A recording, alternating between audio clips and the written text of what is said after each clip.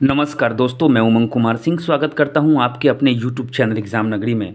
और आपके सामने ये जो बुक है इससे आप तो भली भांति परिचित, क्या आप तो मतलब इसको समझ गए होंगे, क्योंकि हम 11 दिन का क्लास कर चुके हैं और 11 दिन में हमने लगभग 100 से ऊपर पेजेस इसके ख़त्म कर लिए। एक तिहाई से ज़्यादा किताब ख़त्म हो चुकी है और नोट्स भी बन गए हैं। जो लोग शुरू से क्लास देख रहे होंगे उनकी नोट्स भी कंप्लीट होंगे। काफ़ी लड़के जो हैं, जो मुझे फ़ोटोज़ वगैरह भेजते हैं अपने नोट्स के, काफ़ी मेहनत भी उस पर कर रहे हैं। तो जहाँ भी डाउट हो आप मुझसे पूछ भी सकते हैं। तो आज है 12वां दिन। अब 12वें दिन बहुत ही महत्वपूर्ण है, क्योंकि 12वें दिन में हम लोग भारत का भूगोल इसी लूसेंट से पढ़ने वाले हैं। तो इसीलिए एक भी क्लास आप लोग स्किप मत कीजिए और सब पे थोड़ा थोड़ा मेहनत कीजिए। 100 सुनार की एक लुहार की। आज तक आपने नहीं पढ़ा है लूसेंट को, तो अब ये मौका है कि केवल पढ़ना ही नहीं है, आपको याद भी कर लेना है बहुत सारी चीज़ें, नोट्स भी बना लेने हैं। पहली बार में परफेक्शन हो सकता है कि ना आए, दूसरी बार में आप पूरी तरह परफेक्ट हो जाएंगे जब अपनी ही नोट से रिवाइज़ करेंगे। ज़्यादा समय नहीं लूँगा, लेके चलता हूँ। ये देखिए, जो मैंने यहाँ पे ये पेन घुसाया है यहाँ पे बीच में, इससे ज़्यादा जो है बुक ख़त्म हो गई है। और लेके चलता हूँ अपनी नोटबुक पे। ये देखिए, नोटबुक पे 11 ख़त्म हो चुका है और आज है 12वां दिन। आप देख सकते हैं 12वां दिन लूसेंट का पेज नंबर है 106 से 115, 106 से 115। नोट्स है पेज नंबर 95 104, यानी 100 पेज से ऊपर का नोट्स भी बन चुका है। आज के नोट्स में हम लोग कम्प्लीटली भारत का भूगोल पढ़ने वाले हैं और भारत के भूगोल में हम लोग थोड़ा सा ऊपर पढ़े थे 11वें दिन में। अगर आपने अभी तक पिछले वाले वीडियो को नहीं देखा है तो इसी वीडियो के डिस्क्रिप्शन बॉक्स में मैंने उस प्लेलिस्ट का लिंक डाल दिया है। उस प्लेलिस्ट के लिंक खोलते ही, लूसेंट के नाम से प्लेलिस्ट है, उसका लिंक खोलते ही आपको सारे वीडियोस मिल जाएंगे। अदरवाइज़ आप मेरे चैनल में जाके और वहाँ पे लिंक को वहाँ पे प्लेलिस्ट में जाएंगे और प्लेलिस्ट में Lucent playlist Lucent notes playlist खोजेंगे, वहाँ आपको मिलेगा। वहाँ से आराम से आप जो है उसे आराम से लिख सकते हैं, बिना किसी समस्या के सारे वीडियोस देख सकते हैं। और स्पेक्ट्रम का सीरीज़ अभी मैंने रोका है, लेकिन मैं जल्दी ही उसको भी शुरू करूँगा। तो ज़्यादा दिन मैं उसे रोक के नहीं रखूँगा, कुछ चैप्टर्स बाकी हैं। तो स्पेक्ट्रम का आधुनिक भारत का इतिहास, अगर आपने पहले के वीडियो नहीं देखे तो 26 पेज तक मैंने पढ़ा दिया है। 26 चैप्टर, 26 अध्याय तक, लगभग 10 अध्याय केवल बचे हुए हैं। स्पेक्ट्रम 1000 पढ़ने की किताब है, तो आपने वो नहीं देखा तो उसका भी प्लेलिस्ट मैंने अलग से बना दिया है। चलिए, आज हम लोग क्या पढ़ने वाले हैं, तो भारत के प्रमुख जलप्रपात, भारत की जलवायु, भारत की मिट्टी, भारत की कृषि, भारत में सिंचाई, भारत के खनिज संसाधन, भारत के उद्योग, भारत में परिवहन, इस सब के बारे में। भारत में परिवहन जो है वो, जब हमें तो पढ़ना है 115। मैं क्या कहता हूँ कि डेली हम लोग 10 पेज पढ़ते हैं लूसेंट से। तो 115वां पेज में भारत के परिवहन में भारतीय रेल, 115 पेज तक भारतीय सड़क और भारतीय रेल पढ़ना है, क्योंकि परिवहन के तो बहुत सारे जो है माध्यम हैं, जैसे कि सड़क है, रेल है, वायु है, जल है। ये 4 तरह के हमें पढ़ने हैं, तो 2 हम लोग इसमें पढ़ेंगे। 2 जो है फिर अगले वीडियो में 115 के बाद 116 पेज से जब शुरू करेंगे तो आगे देखेंगे। चलिए, डे 12 लेके चलता हूँ मैं अपने नोटबुक पे। जब आप देखेंगे इस नोटबुक को, देखिए बहुत सारा लंबा चौड़ा नोट्स जो है बन चुका है और सबको मैंने यहाँ पे डिनोट कर के आपको पढ़ाया है। सारे देखिए 104 पेज का ये नोट्स। चलिए, मैं लेके चलता हूँ डे 12 पे। ध्यान दीजिएगा, बड़े ही ध्यान से पढ़िएगा, आराम से बस मेरी बातों को सुनिएगा।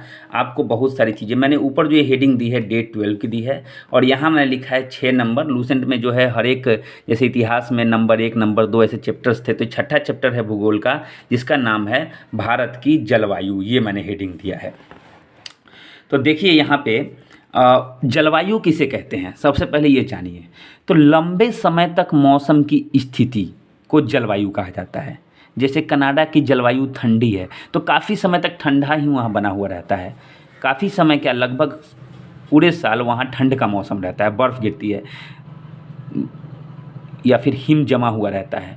तो ऐसे स्थिति को हम लोग जलवायु बोलते हैं, लंबे समय तक जो मौसम की स्थिति होती है। भारत की जलवायु कैसी है, प्रश्न आता है कि भारत की जलवायु किस प्रकार की है। तो भारत की जलवायु उष्णकटिबंधीय जलवायु है, उष्णकटिबंधीय मानसूनी। क्यों इसका नाम उष्णकटिबंधीय रखा गया है? चूँकि उष्ण मतलब होता है गर्म, मानसूनी मतलब होता है सर्द।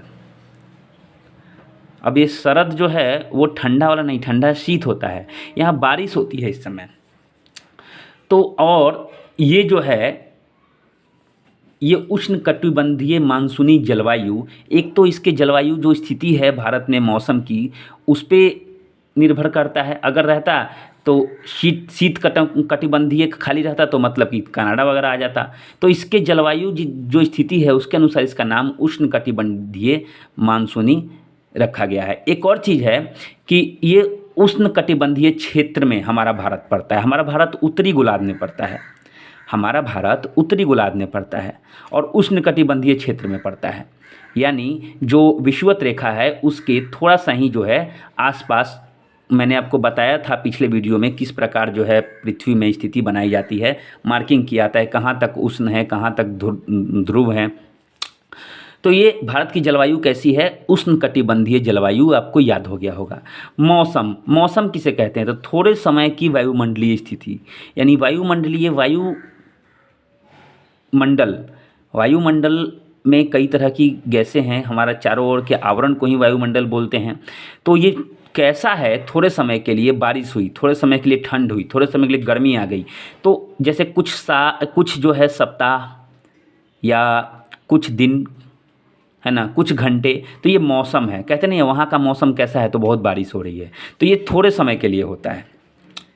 अच्छा, भारत में मौसमी संबंधी सेवा, जैसे मौसम का मिजाज हम लोग जानते हैं, तो मौसम का मिजाज जानने के लिए कोई विभाग की स्थापना हुई होगी। तो मौसम से संबंधित कोई भी सेवा, पहली सेवा 1875 में शिमला में शुरू हुई थी अंग्रेज़ों के काल में। तो मौसम की जानकारी देना जो है या मौसम के बारे में स्टडी करना, कोई भी सेवा मौसम से संबंधित 1875 में शिमला में शुरू हुई थी। प्रथम युद्ध पश्चात इसको क्या किया गया? प्रथम विश्व युद्ध कब हुआ था? 14 से 18, 1914 से 1918। उसके बाद क्या किया गया? इसका मुख्यालय कहाँ लेके चला गया? पुणे लेके चला गया। अच्छा, भारतीय जलवायु को मानसून के अलावा, भारतीय जलवायु को मानसून, बारिश आती है तो इससे क्या होता है? मौसम बदलता है। लेकिन इसके अलावा ऐसे कौन से दो कारक हैं जो कि प्रभावित करते हैं, मतलब जिससे जो है जलवायु में परिवर्तन आता है? तो एक तो है उत्तर में हिमालय पर्वत से ठंडी हवाएं आती हैं, तो सर्द, कभी कभी ठंडी हवाओं को ये रोक लेता है, तो मौसम नॉर्मल। मतलब हिमालय का रोल बहुत बड़ा है हमारे यहाँ जलवायु परिवर्तन में। वहीं दक्षिण में हिंद महासागर, ये नहीं होता तो हमारी जलवायु कुछ अलग प्रकार की होती। हो सकता था बहुत अधिक गर्मी होती, या फिर जलवायु में कुछ चेंजेस। चेन्नई में गर्मी पड़ती है तो ये समुद्र की वजह से पड़ती है, हिंद महासागर है। तो दक्षिण में हिंद महासागर भी भारत की जलवायु को जो है प्रभावित करता है। तो एक उत्तर के हिमालय, दूसरा दक्षिण का हिंद महासागर। आराम से पढ़िएगा, ध्यान से, सब कुछ हम लोग आज पढ़ेंगे। अच्छा, 4 ऋतुएं होती हैं भारत में। भारत में 4 ऋतु होती हैं। पहला ऋतु होता है शीत जब ठंड पड़ती है 15 दिसंबर से 15 मार्च। 15 दिसंबर से शुरू है 15 मार्च, तो 15 मार्च तक हो गया। अब स्टार्टिंग कहाँ से होगा? 16 मार्च से गर्मी, 16 मार्च से 15 जून तक गर्मी, 16 मार्च से 15 जून तक गर्मी पड़ती है। तीसरा वर्षा ऋतु जो है 16 जून से 15 सितंबर तक पड़ती है। 16 जून से 15 सितंबर, अब 15 तक हो गया तो फिर अगला 16 शुरू होगा। शरद ऋतु फिर जो है 16 सितंबर से 14 दिसंबर तक। अब इसमें भाई आप कहेंगे कि वसंत ऋतु कहाँ गया? वसंत ऋतु कहाँ गया? पतझड़ ऋतु कहाँ गया? देखिए, वसंत ऋतु और पतझड़ ऋतु मेन ऋतु में नहीं आती हैं, इन्हीं में घुसा हुआ रहता है वसंत ऋतु और पतझड़ ऋतु कुछ महीनों के लिए। लेकिन मेनली जो है 4 भाग में जो है इसको बांटा गया। आप देख लीजिए, पतझड़ पत्तियाँ कब झड़ती हैं, पेड़ से खाली हो जाती, ठंड में होता है। तो ये कहीं ना कहीं जो है ये शीत ऋतु में ही घुसा हुआ रहता है। और बसंत ऋतु थोड़ा सा रहता है शीत में, है ना, और थोड़ा सा रहता है ग्रीष्म में रहता है ना, जब हमारा आम का फसल आता है तब। इसीलिए इसको केवल 4 भाग में बांटा गया है। अच्छा, उत्तरी भारत में वर्षा जो होती है खासकर मैदानी भागों में, थोड़ा सा नीचे कर लेता हूं मैं। उत्तरी भारत में जो वर्षा होती है खासकर मैदानी भागों में, ये जो है शीत ऋतु में होती है। क्यों होती है? तो पश्चिमी विक्षोभ या जेट स्ट्रीम के कारण। तो अगर आपसे प्रश्न पूछा जाए कि शीत ऋतु में उत्तरी भारत में हम उत्तरी भारत में हैं, उत्तरी भारत में जम्मू कश्मीर भी है, उत्तरी भारत में हिमाचल भी है, उत्तराखंड भी है। यहाँ क्या होता है, कभी कभी नवंबर दिसंबर में या फिर दिसंबर के महीने में शीत ऋतु में जो है, शीत ऋतु आता है ना दिसंबर से मार्च, तो इसमें बारिश की संभावना कम रहती है, लेकिन बारिश होती है मैदानी भागों में उत्तरी भारत में कुछ क्षेत्रों में। तो ऐसा क्यों होता है? तो जेट स्ट्रीम के कारण। जेट स्ट्रीम मतलब कि ये गर्म हवा होती है, जाके ठंडी हवा से टकराती है तो बारिश होती है। तो यहाँ पे क्या होता है कि पश्चिमी विक्षोभ या जेट स्ट्रीम की वजह से जो है उत्तरी भारत में वर्षा होती है। कब होती है? ठंड के महीनों में। अच्छा, यहाँ देखिए मैंने लिखा है, देखिए मैं इसलिए बोल देता हूँ यहाँ डिनोट करके, कहीं कहीं आपको क्लियर नहीं दिख रहा हो तो आप लोग समझ जाएंगे। थोड़ा सा नज़दीक कर देता हूँ। जाड़े के दिनों में दिसंबर जनवरी में तमिलनाडु के तट पर वर्षा होती है। मुझे याद है एक बार रेलवे में ये प्रश्न आया था कि जाड़े के दिनों में वर्षा कहाँ होती है, तो मुझे लगा कि जाड़ा पड़ता है, मैंने पढ़ा नहीं था ठीक से, और उस समय मैं पढ़ने में बिल्कुल भी जो है डल था, तो मैंने जो है जम्मू कश्मीर मार दिया था। लेकिन दिसंबर जनवरी में लौटती हुई मानसून से जो है वर्षा होती है तमिलनाडु के तट पर, उत्तरी पूर्वी मानसून बुलाता है, इससे जो है यहाँ पर भारी वर्षा होती है। लेकिन पूरे भारत में जो भारी वर्षा होती है वो दक्षिण पश्चिम मानसून से होती है। इसका जस्ट उल्टा देखिए, तमिलनाडु में कम वर्षा होती है, लेकिन उत्तर पूर्वी मानसून नवंबर दिसंबर में, दिसंबर जनवरी में यहाँ बारिश होती है ज़्यादा। कौन से? उत्तरी पूर्वी मानसून की वजह से। थोड़ा साउंड आ रहा होगा, बाहर बारिश हो रही है, तो आशा करूँगा कि आपको सुनाई दे रहा होगा। आप लोग हेडफोन का उपयोग कीजिएगा। तो यहाँ पे देखिए कि तमिलनाडु के तट पर वर्षा होती है लौटती मानसून से ठंड के दिनों में, दिसंबर जनवरी में उत्तरी पूर्वी मानसून से। इसको फिर और आगे हम बेहतरीन तरीके से समझेंगे। अच्छा, ग्रीष्म ऋतु में क्या होता है, असम तथा पश्चिम बंगाल में तूफान चलता है। गर्मी के महीनों में क्या होता है, असम तथा पश्चिम बंगाल में बहुत तेज़ हवाएं चलती है और गरज के साथ काफ़ी तेज़ वर्षा होती है। ऐसा क्यों होता है? माफ़ कीजिएगा, ऐसा जो है जो होता है इसको क्या कहते हैं? तो इसको नार्वेस्टर कहते हैं। कभी ये प्रश्न आ जाए कि नार्वेस्टर का मतलब क्या है, तो 3-4 ऑप्शन देंगे कि शीत ऋतु में उत्तर भारत में वर्षा, शीत ऋतु में दक्षिण भारत में वर्षा, है ना, तेज़ आंधी, या फिर ग्रीष्म ऋतु में असम और पश्चिम बंगाल में तीव्र हवाएं या गरज के साथ वर्षा। तो ये नार्वेस्टर कहा जाता है इसको, तो नार्वेस्टर इसका नाम है। अच्छा, कर्नाटक में क्या होता है, इसको इसी नार्वेस्टर को, जो हम लोग ये नार्वेस्टर कह रहे हैं, तो धुंधला हो रहा है मेरे ख्याल से। ये क्या है, जब मैं इसको बहुत देर तक रख दूंगा तो इसको कैमरा ये करना, आप लोग देख लीजिए, मैंने ये हटा दिया है। क्या हुआ, नार्वेस्टर बोलते हैं। अब देखिए, इसी नार्वेस्टर को, ये जो तेज़ हवा अगर कर्नाटक में चलेगी और बारिश होगी, यही चीज़ घूम के कर्नाटक जाएगी, तो इसको चेरी ब्लॉसम बोलते हैं या कॉफ़ी वर्षा बोलते हैं। क्या बोलते हैं? चेरी ब्लॉसम या फिर कॉफ़ी वर्षा। आम के लिए काफ़ी फ़ायदेमंद होती है, लेकिन आम के लिए फ़ायदेमंद होने की वजह से इसको आम्र वर्षा कहते हैं। ये दक्षिण भारत केरल में कहा जाता है। देखिए, केरल दक्षिण भारत में ज़्यादा वर्षा होती नहीं है, लेकिन केरल में अत्यधिक बारिश होती है। और केरल में जो है ये नार्वेस्टर काफ़ी ज़्यादा बारिश होती है उस समय गर्मी के महीनों में, जिस समय आम की फसल जो है पकने को होती है, तो आम के लिए काफ़ी फ़ायदेमंद होती है, इसलिए इसको आम्र वर्षा भी कहते हैं। किसको? नार्वेस्टर को, चेरी ब्लॉसम को नार्वेस्टर कहते हैं पश्चिम बंगाल और असम में। कर्नाटक में बोलते हैं चेरी ब्लॉसम या कॉफ़ी वर्षा, और केरल में जो है आम्र वर्षा बोलते हैं, क्योंकि आम के लिए काफ़ी फ़ायदेमंद होती है। इसलिए मैंने ये तीर बना दिया, तीनों एक ही है। समझ गए?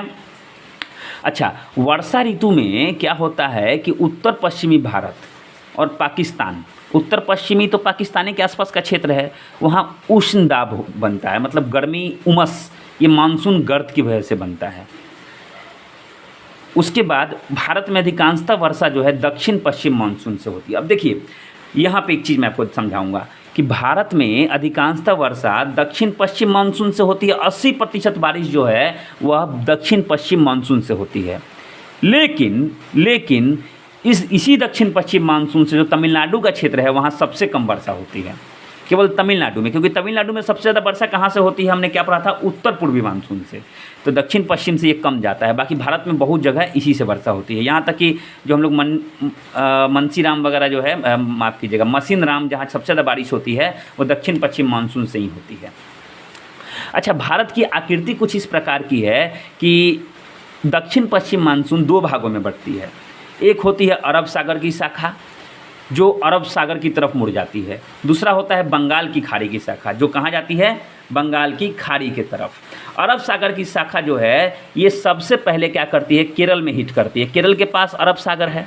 केरल कौन से सागर के किनारे है, अरब सागर के किनारे। तो सबसे पहले जो हिट करती है ये केरल को, इसलिए कहा जाता है कि सबसे पहले मानसून किसको हिट करती है, केरल को, क्योंकि दक्षिण पश्चिम मानसून से 80% से अधिक बारिश होती है भारत में। यही मानसून सबसे पहले कहाँ हिट करता है, केरल में। कब हिट करता है, जून के प्रथम सप्ताह में। तो इतने से आपको एक भी प्रश्न आपको छूटेगा नहीं, है ना, अगर आ गया तो। और आ गया तो आपको ये पढ़ाई बहुत याद आएगी। चलिए, पश्चिमी घाट से टकराकर कौन, अरब सागर का जो शाखा है ये पश्चिमी घाट से टकरा जाती है और मूसलाधार बारिश होती है। मूसलाधार बारिश होती है, काफ़ी ज़्यादा बारिश होती है केरला में। पिछली बार जो बाढ़ आया था केरल में वो इसी के कारण आया था। इसको बोलते हैं मानसून प्रस्फोट।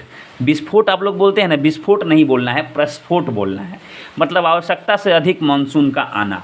यहाँ मैंने लिखा है, देखिए, मूसलाधार वर्षा पश्चिमी घाट से टकराने पर आती है, इसको बोलते हैं मानसून प्रस्फोट। मानसून प्रस्फोट प्रश्न आ सकता है कि मानसून प्रस्फोट किसके कारण आती है, या पश्चिमी घाट से टकराकर जब अरब सागर की शाखा या दक्षिण पश्चिम मानसून टकराता है तो मूसलाधार वर्षा को क्या कहते हैं, तो मानसून प्रस्फोट।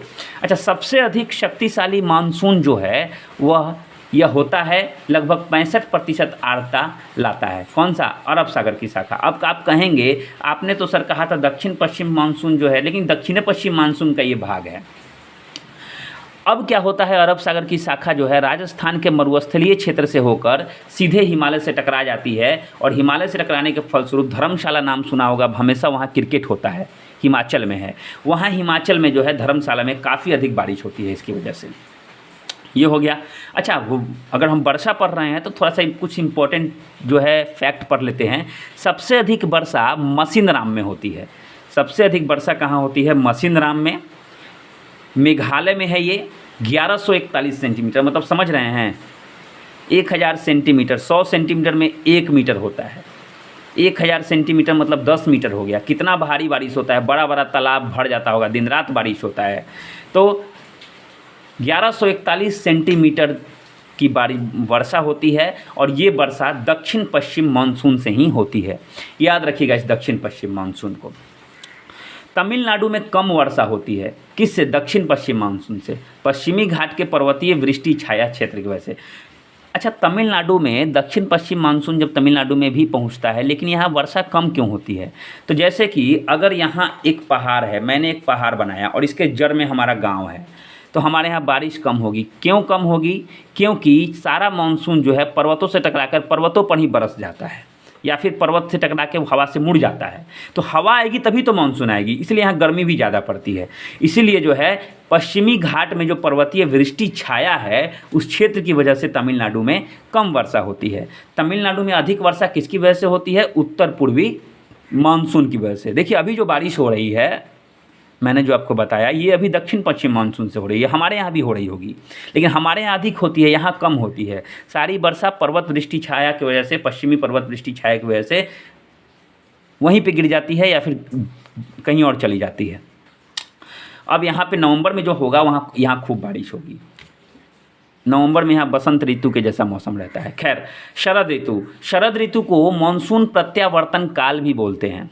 शरद ऋतु को, मैंने कहा ना, शरद ऋतु में ही बारिश होती है। शरद ऋतु कब से कब तक होती है, 16 सितंबर से दिसंबर तक। तो इस समय क्या होता है कि प्रत्यावर्तन, मानसून प्रत्यावर्तन मतलब मानसून में क्या होता है, परिवर्तन होता है। और इसको प्रत्यावर्तन काल इसलिए भी कहा जाता है कि जो बंगाल की खाड़ी है, बंगाल की खाड़ी और अरब सागर, उसमें चक्रवात की स्थिति उत्पन्न होती है। क्यों, उष्णकटिबंधीय मानसून की वजह से, उष्णकटिबंधीय हवाओं की वजह से। तो चक्रवात जो है यहाँ होता है, तो इसकी वजह से इसको मानसून पर प्रत्यावर्तन काल कहते हैं। अच्छा, एल नीनो क्या है? एल नीनो के बारे में एक बड़ा सा टॉपिक दिया हुआ है लूसेंट में कि एल नीनो क्या है। देखिए मैं हाथ लग दूंगा ना तो पीछे की चीज़ें धुंधली हो जाएगी, इसलिए मैं हाथ हटा लेता हूँ। एल नीनो क्या है? तो भारत में सूखा, बाढ़ या मौसम की चरम अवस्था का कारण, देखिए काफ़ी सूखा हो गया, बारिश ही नहीं हुई, और हुई तो इतनी हुई कि बाढ़ आ गई, या फिर मौसम की कोई भी ऐसी अवस्था जो अपने चरम काल तक जाए, एकदम ऊपरी स्तर तक जाए, ऐसा क्यों होता है? El Nino. एल नीनो क्या है? एल नीनो जो है ये कह सकते हैं हवाओं की धारा, हवाओं की दिशा, है ना, या फिर ये एक ऐसी स्थिति है जिससे जो है मॉनसून का पूर्वानुमान लगाया जाता है।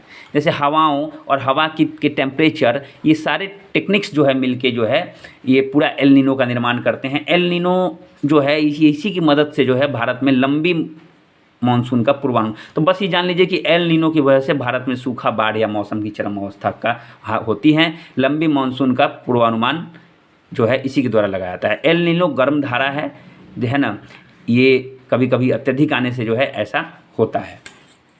एक पेज हमारा समाप्त हो गया। एक पेज में आपने क्या क्या पढ़ा? जलवायु के बारे में, ऋतु के बारे में, वर्षा के बारे में। अब चलिए आगे चलते हैं। आशा करता हूँ आपको समझ में आ रहा होगा। समझना बहुत ज़रूरी है दोस्त, लिखा तो लूसेंट में भी है, उसमें से छांटना, नोट्स बनाना और समझना बहुत इंपॉर्टेंट है। आपने ये कर लिया, लूसेंट ख़त्म कर लिया तो बहुत बड़ी कीर्ति हो जाएगी आपकी। खैर चलिए, भारत की मिट्टी, आपने गाना तो सुना होगा, तेरी मिट्टी में मिल जावा, है ना, गुल बनके मैं खिल जावा। तो मिट्टी जो है ना दोस्त बहुत इम्पॉर्टेंट है। और ज़रा पूछिए उन देशों से जिनके पास मिट्टी नहीं है। अब आप कहेंगे ऐसा कौन सा देश है जिसके पास मिट्टी नहीं है? तो कनाडा का नाम सुना होगा। वहाँ हरी फसल जो है लोगों के लिए 500-500 रुपये किलो या फिर 1000 रुपये किलो खीरा मिलता है वहाँ। और वो भी खीरा जो है काफ़ी दिनों से स्टोर किया हुआ फ्लाइट से, स्पेशल फ्लाइट से वहाँ पहुँचता है, तभी वहाँ मिल पाता है। ऐसा हो जाता है, काफ़ी महंगी चीज़ें मिलती है। क्यों? मिट्टी नहीं है वहाँ, बर्फ़ जमी है, बर्फ़ के अंदर मिट्टी है, उपयोग नहीं होता। तो ये मिट्टी ही है जो हमें खाने को देती है। चलिए मिट्टी की इम्पोर्टेंस हम लोग जानेंगे। पहले इस चैप्टर को देखें। तो मिट्टी के अध्ययन को हम लोग मृदा विज्ञान बोलते हैं, अंग्रेजी में इसको पेडोलॉजी बोलते हैं। अंग्रेजी में क्या बोलते हैं? पेडोलॉजी। अच्छा, कृषि अनुसंधान परिषद जो है वो 5 ने क्या किया है, मिट्टी को 5 भागों में बांटा गया है। गलती से लूसेंट ने इसे 8 भागों में लिख दिया है। तो ये 5 भागों में बटा है। पहला है जलोढ़ मिट्टी, दूसरा है काली मिट्टी, तीसरा है लाल मिट्टी, चौथा है लेटराइट मिट्टी और 5वां है रेगिस्तानी मिट्टी। तो ये 5 भागों में इसे जो है बांटा गया है। एक मिनट, थोड़ा कैमरा मैं ठीक से सेट कर लूँ, बारिश की बहुत आवाज़ आ रही है। तो दोस्तों थोड़ा मैं विंडो क्लोज़ करने गया था ताकि बारिश की आवाज़ कम से कम आए, और आई होप कि अब जो है थोड़ा सा कम हो रहा होगा। तो ये 5 प्रकार की मिट्टी, चलिए एक एक करके जानते हैं जल्दीबाजी में हम लोग सभी मिट्टियों के बारे में। सबसे पहले जलोढ़ मिट्टी। जलोढ़ मिट्टी जलोढ़ क्यों कहा था? इसमें जल मिला होता है। जल क्यों मिलेगा भाई बिना बारिश के? नदी के द्वारा। देखिए नदी के द्वारा लाई गई मिट्टी को जलोढ़ मिट्टी कहते हैं। सबसे पहले जान लीजिए, नदियों के द्वारा लाई गई मिट्टी को क्या बोलते हैं? जलोढ़ मिट्टी बोलते हैं। नदियों के द्वारा लाई गई मिट्टी को क्या बोलते हैं? जलोढ़ मिट्टी बोलते हैं। अच्छा, पोटाश की इसमें बहुलता होती है, इसमें पोटाश काफ़ी अधिक होता है, लेकिन नाइट्रोजन, फास्फोरस तथा ह्यूमस की भारी कमी होती है। तो जान लीजिए केवल पोटाश अधिक होता है, बाकी सबकी कमी होती है। लेकिन इसके बावजूद, नदी के द्वारा लाए जाने के बावजूद, नदी के द्वारा लाए जाने की वजह से ये भारत की सबसे उपजाऊ मृदा होती है। इसलिए गंगा के जो किनारे वाले क्षेत्र हैं उसमें बहुत अच्छा फसल उपजता है। ये क्या है? 22% क्षेत्रफल में, पूरे भारत में जो उपजाऊ क्षेत्र है, मिट्टी है, उसमें 22% क्षेत्रफल में ये मिट्टी पाई जाती है। संपूर्ण तटीय तथा उत्तरी मैदान में ये पाई जाती है। जितना भी तटीय मैदान है, तटीय मतलब नदी का है तो तटीय मैदान में तो पाया ही जाएगा, और उत्तर में नदियाँ बहुत है तो उत्तरी मैदान में भी ये लगभग सब जगह पाई जाती हैं। 2 प्रकार की होती हैं, एक बांगर और खादर। बांगर जो है कभी कभी नदी का जलस्तर काफ़ी अधिक बढ़ जाता है और ऐसी जगह पहुंच जाता है जहां पे नदी नहीं पहुंचती थी। जैसे इस समय क्या हुआ था, इस बार हमारे यहाँ रोड पर जो है नदी लगभग रोड के आसपास पहुंच गई थी। जो कि नहीं होता है जल्दी, 10 साल में एक बार होता है। तो नदी क्या हुई, मिट्टी को बहा के लाई और सड़क के किनारे लगा दी। अब ये मिट्टी जो है, अब 10 साल तक नदी वहाँ तक नहीं आएगी तो ये मिट्टी काफ़ी पुरानी हो जाएगी। तो है तो ये जलोढ़ मिट्टी, लेकिन पुरानी है। खादर मिट्टी नई है, जो हमेशा आती जाती रहती है, नदी लाती है, बहा के जमा कर देती है, फिर कम जाता है पानी, फिर बढ़ जाता है, तो ये खादर मिट्टी बोलते हैं, नई मिट्टी। अच्छा, क्या क्या उपज सकता है इसमें, तो देखिए धान, गेहूँ, मक्का, तिलहन, दलहन, आलू इत्यादि जो है उपज सकता है। ये सब के लिए उपयुक्त है ये। खैर ये तो बहुत सारी चीज़ों में कॉमन होता है, कई जगह जो है लेटराइट मिट्टी में भी ये सब चीज़ें, कुछ चीज़ें उपज सकती हैं, तो उस पर ज़्यादा ध्यान, लेकिन ये जो है इंपॉर्टेंट फैक्ट्स हैं। आगे चलते हैं काली मिट्टी। देखिए काली मिट्टी का एक और नाम होता है रेगुड़ मिट्टी। आपने नाम सुना होगा, कभी कभी काली मिट्टी की जगह रेगुड़ मिट्टी पूछ देगा, तो आप लोग कंफ्यूज ना होएं, काली मिट्टी को ही रेगुड़ और रेगुड़ को ही काली बोलते हैं। ये बेसाल्ट चट्टान के टूटने से बनता है। बेसाल्ट चट्टान क्या है मैं आपको बता दूं, आग्नेय चट्टान जो आपने सुना होगा, आग्नेय छोड़ दीजिए, बेसाल्ट चट्टान जो है ज्वालामुखी का जो राख होता है ना, या ज्वालामुखी का जो लावा होता है, उससे जो है बेसाल्ट चट्टान का निर्माण होता है। यही चट्टान में से जब टूट टूट के मिट्टी बहती है तो जला हुआ मिट्टी काला हो जाता है, वही काली मिट्टी होती है। इसमें जो है आयरन, चूना, एल्यूमिनियम, मैग्नीशियम की अधिकता होती है। इसमें एल्यूमिनियम, मैग्नीशियम, आयरन, चूना ये सब काफ़ी अधिक होता है।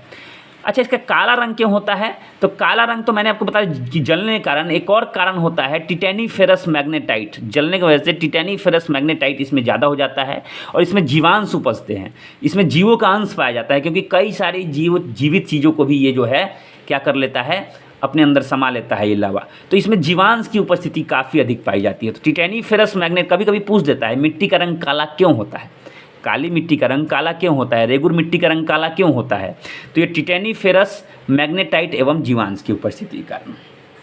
आगे कार्बनिक पदार्थों की इसमें काफ़ी अधिकता होती है। आप तो जानते ही हैं, कार्बन जलता है जो कार्बन बन जाता है। कपास की खेती होती है सर्वाधिक, कपास को वाइट गोल्ड बोला जाता है, सफ़ेद सोना, तो काला से सफ़ेद निकलता है, याद रखिए। कपास की खेती हेतु सर्वाधिक उपयुक्त होती है। गेहूं, ज्वार, बाजरा इसमें भी होता है। देखिए गेहूं इसमें भी होता था, यहाँ भी गेहूं होता है। तो गेहूं भाई सदाबहार है, सब चीज़ में हो जाता है। अच्छा, लेटराइट मिट्टी। अब लेटराइट मिट्टी क्या होता है, तो मानसूनी जलवायु की आर्द्रता तथा शुष्कता, यानी मानसून जो है कभी आर्द्र होता है भीगा हुआ, कभी शुष्क होता है सूखा हुआ, तो ये परिवर्तन हमेशा होते रहते हैं। तो इस परिस्थिति से में जो है इसका निर्माण, लेटराइट मिट्टी का निर्माण होता है। इसमें क्या होता है, आयरन तथा सिलिका की अधिकता होती है, आयरन तथा सिलिका काफ़ी अधिक होता है। ये 3 तरह के रंगों में पाई जाती हैं, गहरी लाल, सफ़ेद और भूमिगत जलवायु। गहरी लाल क्यों होती है, लौह ऑक्साइड और पोटास अधिक हो जाएगा तो ये गहरी लाल हो जाएगी, लेकिन लौह ऑक्साइड की अधिकता के कारण इसकी उर्वरता जो है काफ़ी कम हो जाती है।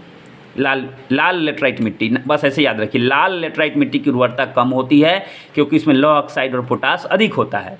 वहीं सफ़ेद लेटराइट मिट्टी जो है उसमें सबसे कम उर्वरता रहती है, माने इससे भी कम रहता है, इसमें केओलिन मिल पाया जाता है।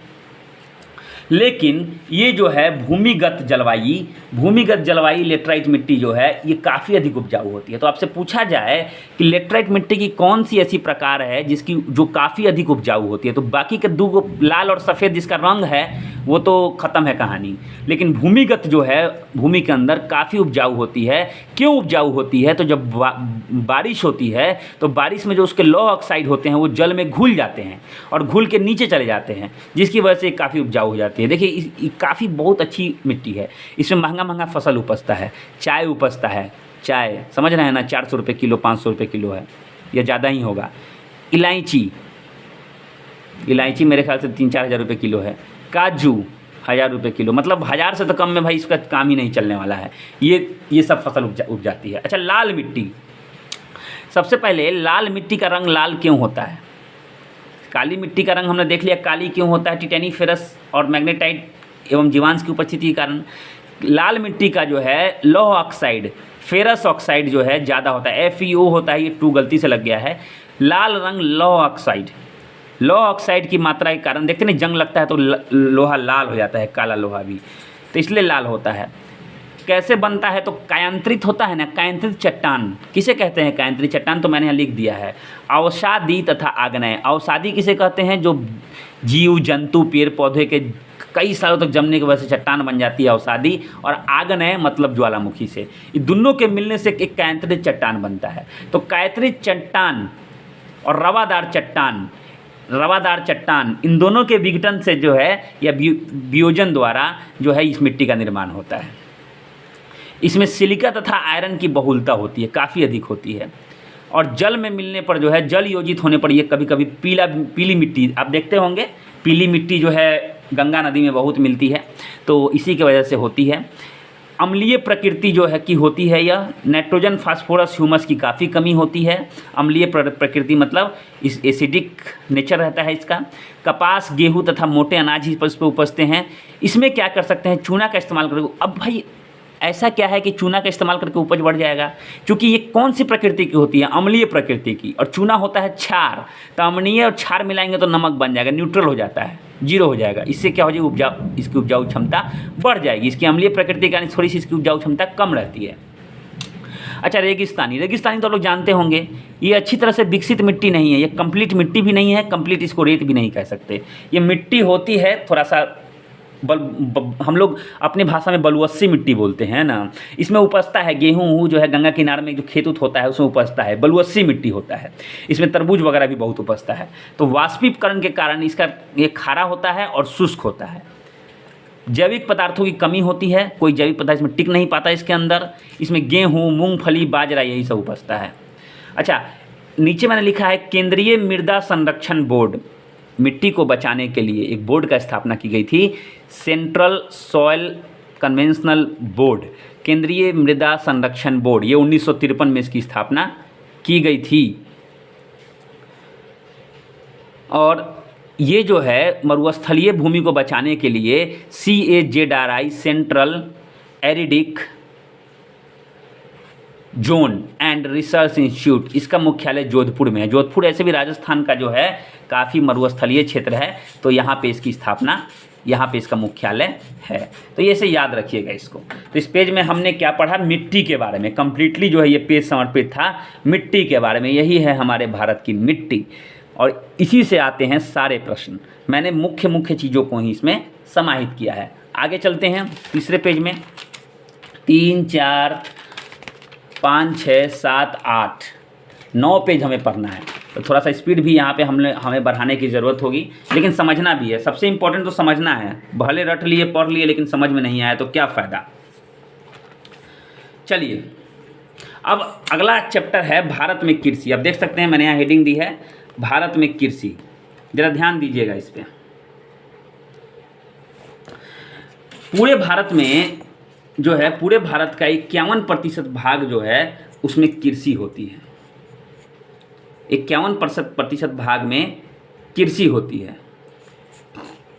4% भाग में चारागाह है, यानी घास है लंबा लंबा जिसमें मवेशी चरते हैं।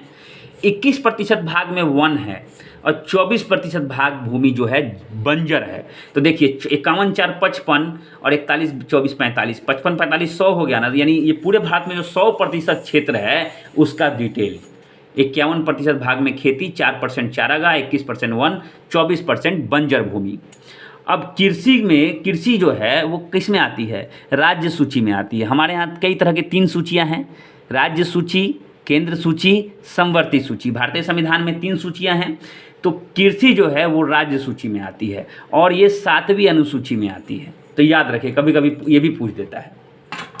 अब जानते हैं कुछ चीज़ों के बारे में जो कि कभी कभी प्रश्न आते हैं किससे संबंधित है। खेती के अलग अलग जो है करने की प्रक्रिया या उसके विज्ञान को क्या कहते हैं। जैसे रेशम कीट पालने की प्रक्रिया सेरीकल्चर बोलते हैं। सेरीकल्चर, रेशम कीट। देखिए कल्चर सब में लगा हुआ है, इसलिए सेरी मतलब रेशम। सेरी रेशम आप लोग ऐसे याद करके रखिए, है ना। APB, बी मतलब मधुमक्खी होता है ना, तो ऐसे याद रखिए APB यानी AP बी मतलब मधुमक्खी, यानी एपीकल्चर मधुमक्खी पालन। अच्छा, PC फिश, देखिए मैंने ऐसे ही याद किया था, PC फिश, है ना। तो PC कल्चर यानी मत्स्य पालन, मछली, मत्स्य मतलब मछली होता है, इसलिए मैंने फिश बोला। फ्लोरिकल्चर, इसका नाम है फ्लोर, फ्लावर, फूल, फ्लोरिकल्चर फूलों का उत्पादन, देखिए याद भी होते चल जाएगा आपको। विटीकल्चर है ना, तो आप लोग इसको जो है विटीग्रैप्स ऐसे याद रखिए, विटीकल्चर अंगूर की खेती। वर्मी कल्चर केचुआ पालन, वर्मी कल्चर केचुआ पालन। अच्छा, पोमो कल्चर फलों का उत्पादन, इसमें एच लगाए तब फोमो कल्चर हो जाता है, यानी फलों का उत्पादन। ओलेरी कल्चर सब्जियों का, है ना, ओलेरी कल्चर सब्जियों का उत्पादन। हॉर्टिकल्चर बागवानी, अब जरूरी नहीं सब में ट्रिक ही अपनाएं, कभी कभी जैसे ओलेरी कल्चर सबसे लंबा शब्द है, ओलेरी कल्चर है ना, सबसे लंबा शब्द है, तो सबसे लंबा सब्जियों, ये भी लंबा है, ऐसे करके याद रखिए। हॉर्टिकल्चर बागवानी। अच्छा, एरोपोटिक हवा में पौधों, देखिए एयरो, AERO, एयर होता है ना या नीचे, हॉर्टिकल्चर बागवानी। एयरो होता है ना, एयर मतलब हवा, तो हवा में पौधों को उगाना बिना मिट्टी के। अच्छा, हाइड्रोपोनिक्स, हाइड्रो मतलब होता है जल, यानी जल में पौधों को उगाना, ये भी मिट्टी का इस्तेमाल इसमें नहीं होता है, इसको हाइड्रोपोनिक्स। तो ये कुछ चीज़ें थी जो कि अलग अलग तरह से इनका नामकरण हुआ है। स्वतंत्र भारत के पहले मंत्रिमंडल 1947 में जो पहले कृषि मंत्री थे वो थे डॉक्टर राजेंद्र प्रसाद। कभी कभी प्रश्न आ जाता है, रूडी में एक बार आ चुका है। स्वतंत्र भारत के पहला जो मंत्रिमंडल आया था 1947 में, उसमें पहले कृषि मंत्री कौन थे? डॉक्टर राजेंद्र प्रसाद थे। 70% आबादी जो है वो कृषि पर ही निर्भर है। 70% देश की 70% आबादी जो है वो कृषि पर निर्भर है। अच्छा, देश अब ये तो कृषि पर कंप्लीट निर्भर है। यहाँ क्या कह रहा है कि देश की कुल श्रम शक्ति, यानी जो लोग काम करते हैं ना, अपना मेहनत जो लगाते हैं, तो 52% लोग जो हैं वो केवल कृषि या उससे संबंधित रोजगार धंधों से जो है उनका जीवन यापन चलता है। कहने का मतलब है कि श्रम शक्ति का 52% भाग कृषि तथा उससे संबंधित उद्योग धंधों से अपनी जीविका चलाता है। मतलब आजकल जो मेहनत से जो भी काम हो रहा है, जो भी मेहनत लोग करके कमाते हैं, उसमें 52% यानी 50% से अधिक काम जो है कृषि से संबंधित होता है। सकल मूल्यवर्धन GVA, अब देखिए मैंने इसको जो है इंटरनेट से लिया है, मैंने एकदम करंट कंटेंट को इसमें इस्तेमाल किया है। चाहे वो रेलवे के बारे में, परिवहन के बारे में, कोई भी चीज़ मैं वेरीफाई कर लेता हूँ। समटाइम्स लूसेंट में पुराना वाला चीज़ ही प्रिंट होकर चला आता है। लूसेंट तो नया है लेकिन पुरानी वाली चीज़ कभी कभी रह जाती है, तो इसलिए हमको अपडेट रहना पड़ेगा। कितने लोग क्या करते हैं, उसी को कॉपी पेस्ट पढ़ाते चले जाते हैं। तो सकल मूल्यवर्धन GVA है ना, ग्रॉस वैल्यू एविएशन में कृषि क्षेत्र का योगदान 19-20 में क्या था? 17.5 था, 17.8%। यही अभी अगर जो भी इस साल में जो भी परीक्षा होगी उसमें यही प्रश्न आएगा, अगर आएगा तो 19-20 का। अब 20-21 का क्यों नहीं आएगा? क्योंकि 20-21 का अनुमान लगाया गया है, अभी इसका डेटा आया नहीं है। 19.9% का अनुमान है, अनुमान भी कभी कभी पूछ देता है, 17.8% ऑलरेडी है। भारत में खाद्यान्नों के अंतर्गत आने वाले कुल क्षेत्र का 47% भाग में जो है चावल का खेती होता है। यानी टोटल जो है खाद्यान्न का क्षेत्र, उसमें 47% भाग में केवल चावल की खेती होती है। और पूरे विश्व का 21.7% भाग चावल जो है भारत से मिलता है। यानी भारत की मुख्य फसल ही चावल है। ये चाइना के साथ साथ चलती है इस मामले में भारत। चावल की सर्वाधिक पैदावार वाला किस्म कौन सा है? IR20, इंडियन रेलवे 20 नहीं, ये IR20 है, इंडियन राइस कहिए इसको। तो चावल की सबसे ज़्यादा पैदावार कौन से ये किस्म है? ये धान का जो बीज होता है ना, बीज का किस्म है IR20, से सबसे ज़्यादा पैदावार होता है। हालांकि सब जगह नहीं उपजता है, तो सबको यही नहीं उपजाता। गेहूँ उत्पादन में भारत जो है नंबर 2 पे है। विश्व का 12% गेहूँ जो है भारत उत्पादन करता है। गेहूं उत्पादन में प्रथम राज्य जो है उत्तर प्रदेश है। ये कुछ फैक्ट थे, आगे चलते हैं। मुझे आपको समझाना भी है, केवल पढ़ना होता तो अभी तक मैं 9 पेज पढ़ लिया रहता।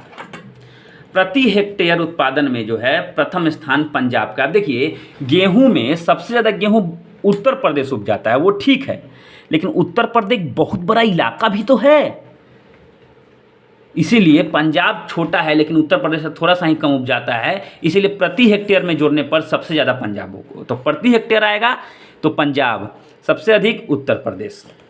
अच्छा, हरित क्रांति का सर्वाधिक प्रभाव जो है वह गेहूं एवं चावल पे पड़ा था।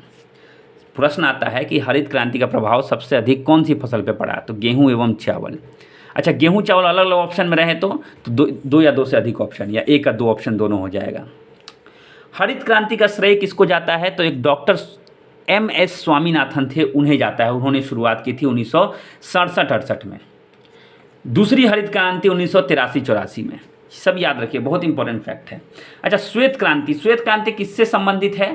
तो श्वेत क्रांति जो है वह संबंधित है आपका, श्वेत क्रांति किससे संबंधित है? दूध से। तो श्वेत क्रांति का श्रेय जाता है डॉक्टर वी कुरियन। इसमें पालतू जो पशु थे उन पर काफ़ी ध्यान दिया गया था। तिलहन प्रौद्योगिकी मिशन जो है इसकी शुरुआत 1986 में हुई थी। उर्वरक में भारत 3 नंबर पे है, चाइना 1 नंबर पे है, अमेरिका 2 नंबर पे है। उर्वरक जो खाद है, खाद में भारत 3 नंबर पे है। पूरी तरह से जो है आयात पोटेशियम उर्वरक का करता है। अब देखिए, पोटेशियम उर्वरक है ना, आयात और निर्यात क्या होता है? आयात मतलब आया, तो हटा दीजिएगा तो क्या होगा? आया। आया मतलब दूसरे देश से आने वाली चीज़ जो हम लोग पास नहीं उपजती, हम लोग नहीं बनाते। तो पूरी तरह से जो आयात और निर्यात मतलब होता है हम लोग बनाते हैं। तो पूरी तरह से जो आयात करता है, बाहर से मंगाता है, वो पोटेशियम उर्वरक भारत मंगाता है। फलों तथा सब्जियों में भारत का स्थान दूसरा है, चीन जो है नंबर 1 पे है। तंबाकू उत्पादन में भारत 3 नंबर पे है, चाइना 1 नंबर पे है। और 1 नंबर पे केवल उत्पादन में ही नहीं है, उपभोग भी, मतलब बनाबो करता है, खाने में भी 1 नंबर पे है। हल्दी उत्पादन में भारत 1 नंबर पे है। अच्छा, क्यूरिंग, क्यूरिंग किसको बोलते हैं? कभी कभी प्रश्न आता है कि क्यूरिंग, तंबाकू की पत्ती सुखाने की प्रक्रिया को क्या कहा जाता है? डाइंग, बाइंग, टाइंग, क्यूरिंग, प्यूरिंग, सब कुछ भी दे देगा, तो आपको ये क्यूरिंग याद रखना है। भारत में चाय की खेती 1840 में शुरू हुई थी। सर्वोत्तम चाय जो है, सबसे अच्छी चाय भारत में दार्जिलिंग में मिलती है। जस्ता की कमी से मक्का में वाइट बर्ड और धान में खैरा खैरा, ये दो जो रोग है, बीमारी है, तो मक्का में वाइट बर्ड और धान में खैरा खैरा, ये दोनों ही जस्ता की कमी के कारण होती है। मध्य प्रदेश एकमात्र ऐसा देश है जहाँ ये जो है ऐसा प्रदेश है जहाँ पे खद्दान, दलहन, तिलहन ये सब में तीनों में 1 नंबर पे है। कुल खद्दान, कुल दलहन और कुल तिलहन, मैंने यहाँ कुल लिखा है, सब में क्या है? 1 नंबर पे है। तो समझ गए होंगे, ये हम लोग कृषि के बारे में जान रहे थे। इस पेज में और भी जानना है, आगे चलते हैं। कृषि थोड़ा इंपॉर्टेंट चैप्टर है, प्रश्न भी आते जाते रहते हैं इससे। अच्छा, आप जानते हैं कि कुछ ऐसे स्टेट जहाँ पे कुछ महत्वपूर्ण फसलों की खेती होती है, जैसे कर्नाटक सुपारी एवं कॉफ़ी में नंबर 1 है। नासिक में अंगूर ज़्यादा होता है। प्राकृतिक रबर केरल में ज़्यादा पाया जाता है। केसर जो है जम्मू एंड कश्मीर में अधिक पाया जाता है, एकमात्र जम्मू कश्मीर में ही पाया जाता है। और जैविक खेती वाला प्रथम राज्य जो है वह सिक्किम है। तो प्रश्न आ जाए जैविक खेती वाला प्रथम राज्य कौन सा है, तो वो सिक्किम है। अच्छा, अन्न भंडारण में कितनी नमी चाहिए? 10% से कम। कोई भी अन्न के भंडारण के लिए नमी कितनी चाहिए? 10% से भी कम। दलहनी पौधों में आवश्यक जो है सबसे ज़्यादा क्या चाहिए? कोबाल्ट की ज़रूरत होती है। आप लोग नाइट्रोजन मत मार दीजिएगा, नाइट्रोजन तो उसके जड़ में ऑलरेडी होता है।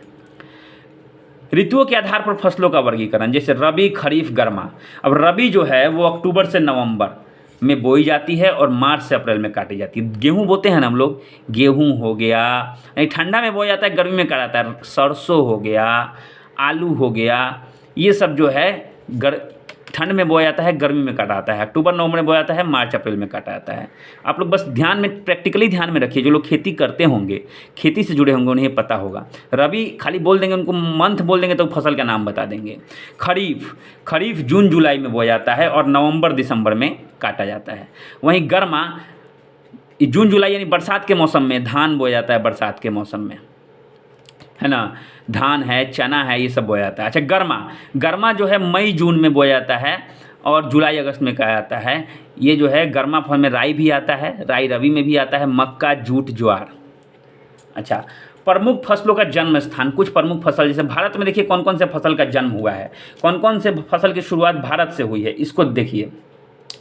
तो धान, उड़द, मूंग, ज्वार, गन्ना, ये सब जो है इसकी शुरुआत भारत में हुई थी। चीन, मंसूर, सोयाबीन, चाय, ये सब जो है चीन में। रबर, दक्षिण अफ्रीका में रबर, ब्राज़ील में पाया जाता है, वहीं से शुरुआत हुई थी। गेहूं सबसे इम्पोर्टेंट है हमारी लाइफ में, मध्य एशिया जहाँ से आर्य आए थे, याद रखिएगा। आलू पेरू में और अरहर अफ्रीका में, तो ये तो नाम मिलते जुलते हैं। आलू पेरू, अरहर अफ्रीका और गेहूं मध्य एशिया से। अच्छा, भारत के कुछ प्रमुख कृषि अनुसंधान के बारे में जानते हैं। देखिए, एक तरफ है अनुसंधान केंद्र, एक तरफ है मुख्यालय। ये मैंने लिखा है। चावल का अनुसंधान केंद्र कटक में, ऐसे याद रखिए। कपास का नागपुर में, गन्ना लखनऊ में, आलू शिमला में, चाय जोरहट में। ये सब सारे जो है राष्ट्रीय या केंद्रीय अनुसंधान केंद्र यहाँ पे है। कॉफ़ी चिकमंगलुरु में, रबर कोट्टायम में, रेशम मैसूर में, जूट बैरकपुर में, तंबाकू राजमुंद्री में, नारियल कासरगोड में, दलहन कानपुर में, तिलहन हैदराबाद में। ये दोनों और लास्ट वाला बहुत महत्वपूर्ण है। दलहन तिलहन सब आ जाता है इसमें। दलहन कानपुर हैदराबाद तिलहन, तो इसका मुख्यालय यहाँ पे है। आप लोग चाहे तो फर्स्ट से भी जैसे देखिए, चाक, कान, गला, ऐसे याद रखते हैं। गला मतलब ग से गन्ना, ल से लखनऊ, क से कपास, न से नागपुर, कान हो गया, चाक हो गया तो आपका चावल कटक, आलू आंसू है ना, आलू आ से आलू, सी से शिमला, चाय है ना। तो ऐसे कुछ कुछ बना के जो है इसको याद कर सकते हैं। अच्छा, भारतीय कृषि अनुसंधान 1901 में सबसे पहले पूसा बिहार में स्थापित हुई थी लॉर्ड कर्जन के कार्यकाल में। तो आपसे प्रश्न कभी कभी पूछ दिए जाते हैं कि भारतीय कृषि अनुसंधान की स्थापना कब हुई थी, तो 1905 में लॉर्ड कर्जन के कार्यकाल में। 1936 में जो है इसको जब उड़ीसा की स्थापना हुई थी तब जो है दिल्ली में स्थानांतरित। देखिए आप लोग जोड़ के पढ़ा कीजिए। 1 अप्रैल 1936 को क्या हुआ था, उड़ीसा अलग हुआ था। इसी साल 1936 में भारतीय कृषि अनुसंधान केंद्र को जो है दिल्ली में ट्रांसफ़र कर दिया गया था। अच्छा, अब 9वां चैप्टर है भारत में सिंचाई। कृषि तो हमारा हो गया। भारत में सिंचाई, देखिए 3 तरह की सिंचाई व्यवस्था है। विरहत, मध्यम, लघु। विरहत मतलब होता है काफ़ी बड़ा, मध्यम मतलब मीडियम, और लघु मतलब छोटा। तो विरहत में जो 10,000 हेक्टेयर से अधिक होगा वो विरहत है। मध्यम 2,000 से 10,000 और लघु 2,000 हेक्टेयर से कम। ये जो है ये थोड़ा कम पाया जाता है ये क्षेत्र। बिरहत और मध्यम दोनों मिला के 37% भाग की सिंचाई होती है, जबकि सिंचाई क्षेत्र जो टोटल है उसका 63% भाग लघु छोटा छोटा हिस्सा में ही ज़्यादातर होता है। विश्व में सिंचित क्षेत्र में नंबर 1 पे चीन है। सबसे ज़्यादा सिंचित क्षेत्र चीन में है 21%, और थोड़ा सा ही कम है भारत में 20.2%। भारत में सिंचाई का मुख्य साधन क्या है, कुआं और नलकूप। कुआं और नलकूप क्या, ज़्यादातर लोग बोरिंग का यूज़ करते हैं ज़्यादा, है ना, इसलिए जो है कुआं नलकूप जो है मुख्य साधन माना गया है। सर्वाधिक नलकूप और पंपसेट तमिलनाडु में। आप कहेंगे तमिलनाडु में बारिश नहीं होती है भाई, तो बारिश नहीं होती है इसलिए तो ज़्यादातर नलकूप और पंपसेट लगाया गया कि कितना नीचे से पानी जल्दी जल्दी निकाला जाए। लेकिन एक और फैक्ट है कि सर्वाधिक सिंचाई तालाब से तमिलनाडु में भी होती है। तालाब जहाँ पानी जमा होती है, तो बहुत लोग हमारे यहाँ क्या करते हैं, तालाब का पानी छोड़ देते हैं, तालाब से के आसपास खेत नहीं होते। तमिलनाडु में तालाब बनाए ही जाते हैं कि पानी स्टोर हो। तो ज़्यादातर सिंचाई जो है तमिलनाडु में सबसे ज़्यादा नलकूप है और सबसे ज़्यादा तालाब से सिंचाई वहाँ होते हैं। एनी हाउ सिंचाई करने के लिए लोग सबसे आगे रहना चाहते हैं क्योंकि इनके यहाँ पानी की बहुत कमी है। सर्वाधिक जो है सघनता मतलब जो सघनता आप कह सकते हैं डेंसिटी, कितना नज़दीक। तो सबसे ज़्यादा नलकूप सबसे नज़दीक गुच्छा में जो है उत्तर प्रदेश में है। भारत की सबसे लंबी सिंचाई नहर कौन सी है? ऐसी नहर जो सिंचाई जिससे होती है या सिंचाई के लिए किसान जिस पे निर्भर रहते हैं वह है इंदिरा गांधी नहर, जो कि सतलज नदी पर है। कहाँ है? सतलज नदी पर। राष्ट्रीय जल संभर परियोजना ये कृषि मंत्रालय द्वारा इसको ऑपरेट किया जाता है। कभी कभी क्वेश्चन आएगा, जल मंत्रालय द्वारा ऑपरेट किया जाता है, मत्स्य मंत्रालय द्वारा ऑपरेट किया जाता है। तो कितना आदमी सोचता है कि राष्ट्रीय जल है, जल संचित करना तो मछली के लिए अच्छा होगा तो मत्स्य मंत्रालय। ऐसा कुछ नहीं है, ये कृषि मंत्रालय द्वारा इसको सिंचाई व्यवस्था को प्रॉपर रखने के लिए कृषि मंत्रालय इसको संभालती है। तो समझ गए होंगे आप लोग, चाहे तो स्क्रीनशॉट ले सकते हैं। आगे चलते हैं।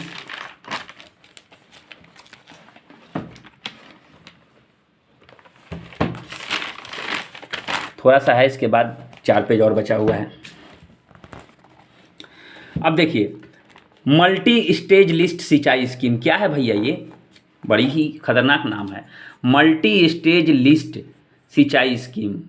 मैं पढ़ के बता दे रहा हूँ। इसका इस स्कीम का नाम है कालेश्वरम जगह का नाम मत आप लोग ले लीजिएगा। इस स्कीम का नाम है मल्टी स्टेज लिस्ट सिंचाई स्कीम।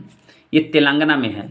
क्या है ये? तो ये सिंचाई परियोजना है जिसके वजह से जो है एक नहर का निर्माण करके, एक बार खुदाई करके, एक कंस्ट्रक्शन निर्माण के कई हिस्से में सिंचाई कर दी जाती है।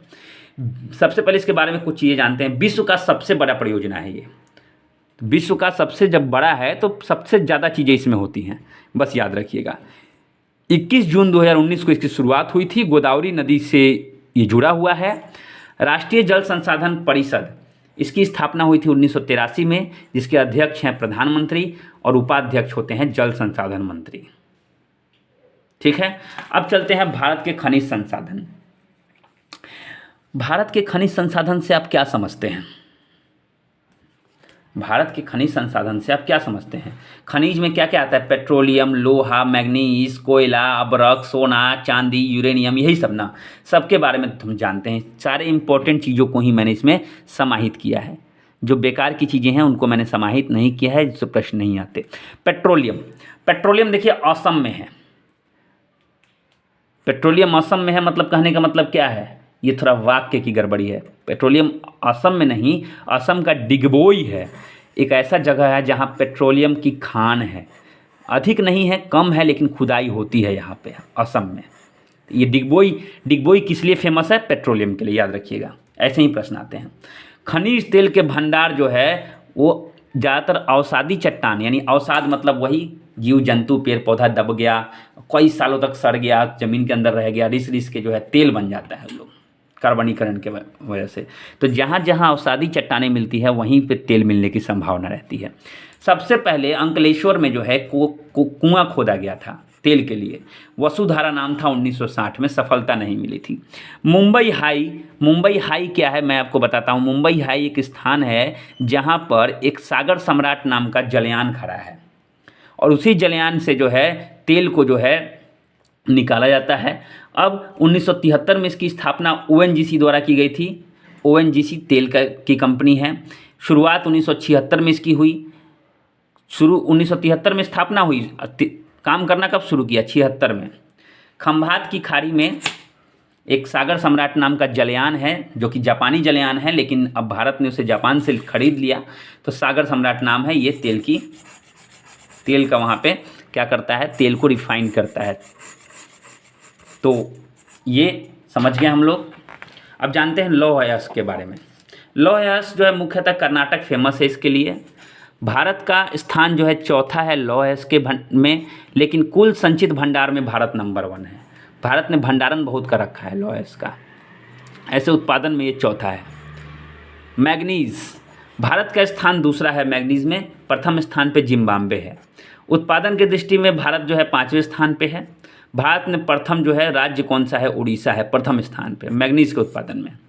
कोयला को काला सोना भी बोलते हैं, ब्लैक गोल्ड। भारत का स्थान तीसरा है। भारत में प्रथम जो है झारखंड सबसे नंबर 1 पे है। सबसे उत्तम कोयला एंथ्रासाइट होता है, याद रखिएगा। इसमें कार्बन की मात्रा कम होती है तो बहुत अच्छा जलता है। सबसे उत्तम जो है एंथ्रासाइट होता है। लिग्नाइट, भूरा कोयला को लिग्नाइट बोला जाता है। तांबा, भारत में देखिए कोयले के कई प्रकार होते हैं, एंथ्रासाइट, लिग्नाइट, बिटुमिनस। उसी में जो है लिग्नाइट जो है भूरा कोयला बोलते हैं, एंथ्रासाइट सबसे उत्तम। तांबा जो है भारत में प्रथम जो है कौन है? मध्य प्रदेश है उत्पादन में, जबकि सबसे बड़ा भंडार जो है वह राजस्थान में है। ठीक है, अब आते हैं बॉक्साइट। मैंने यहाँ बॉक्साइट लिख रखा है। बॉक्साइट में भारत आत्मनिर्भर है। भारत को बाहर से बॉक्साइट मंगाने की ज़रूरत नहीं पड़ती, इसका जितना चाहिए उतना यही मिल जाता है। कहना तो नंबर 1 नहीं है विश्व में, लेकिन विश्व में इसे कहीं से लेने की ज़रूरत नहीं पड़ती। भारत में प्रथम जो है वह उड़ीसा है। प्रथम उत्पादन जो है उड़ीसा सबसे नंबर 1 पे है बॉक्साइट में। अब भारत में प्रथम मैग्नीज और बॉक्साइट दोनों में उड़ीसा था। अबरक, भारत में प्रथम जो है आंध्र प्रदेश है। सोना, भारत में प्रथम जो है कर्नाटक में। सोना 99% सोना यहीं से मिलता है। सोने की खान विश्व में जो है दक्षिण अफ्रीका में काफ़ी अधिक है। हीरा जो है मध्य प्रदेश में ही पाया जाता है खाली। जस्ता जो है भारत में प्रथम राजस्थान है जस्ता में। यूरेनियम में आइए झारखंड प्रथम है। मैग्नेजाइट में उत्तराखंड। चांदी में राजस्थान। यूरेनियम जानते हैं हम लोग, जिससे बम बनता है, केरल में है ना, पाया जाता है। भारत जो है, भारत का स्थान इसमें क्या है? पहला है। आगे चलते हैं उद्योग के बारे में। अब देखिए बहुत सारे उद्योग इसमें हम लोग पढ़ने वाले हैं, इसलिए आप लोग आराम से जो है ध्यान से समझिएगा इसको।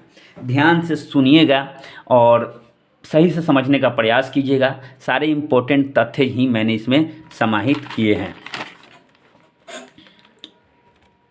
तो आइए, तो भारत के उद्योग, अब कौन कौन से उद्योग पढ़ने वाले हैं पहले इसका लिस्टिंग देख लीजिए। लौह इस्पात उद्योग, सूती वस्त्र उद्योग, एल्यूमिनियम उद्योग, जूट उद्योग, चीनी उद्योग, सीमेंट उद्योग, कागज उद्योग, रासायनिक उर्वरक उद्योग, जलयान निर्माण उद्योग, वायुयान निर्माण उद्योग, मोटर गाड़ी उद्योग, दवा निर्माण उद्योग, शीशा उद्योग, अभियांत्रिकी उद्योग, रेल उपकरण उद्योग, ऊनी वस्त्र उद्योग, रेशम उद्योग और लास्ट में चर्म उद्योग। तो चलिए सबके बारे में एक एक करके हम लोग जानते हैं और जो भी महत्वपूर्ण तथ्य होंगे उसी को हम लोग इसमें सम्मिलित करेंगे। तो चलिए शुरू करते हैं। सबसे पहला तटवर्ती जो सबसे पहले लौह इस्पात देखते हैं। ये लौह इस्पात मैंने इसलिए लाइन खींच दिया है रेड कलर का, थोड़ा छोटा है इसलिए थोड़ा सा नज़दीक से पढ़ते हैं इसको। सबसे पहला तटवर्ती जो है विशाखापट्टनम में स्थापना हुई थी। सबसे पहला तटवर्ती कारखाना कहाँ स्थापित किया गया था? विशाखापट्टनम में। तट का जब नाम आता है तो विशाखापट्टनम। अच्छा, SAIL क्या है? SAIL, steel authority of India limited. SAIL की स्थापना हुई थी 24 जनवरी 1973 को।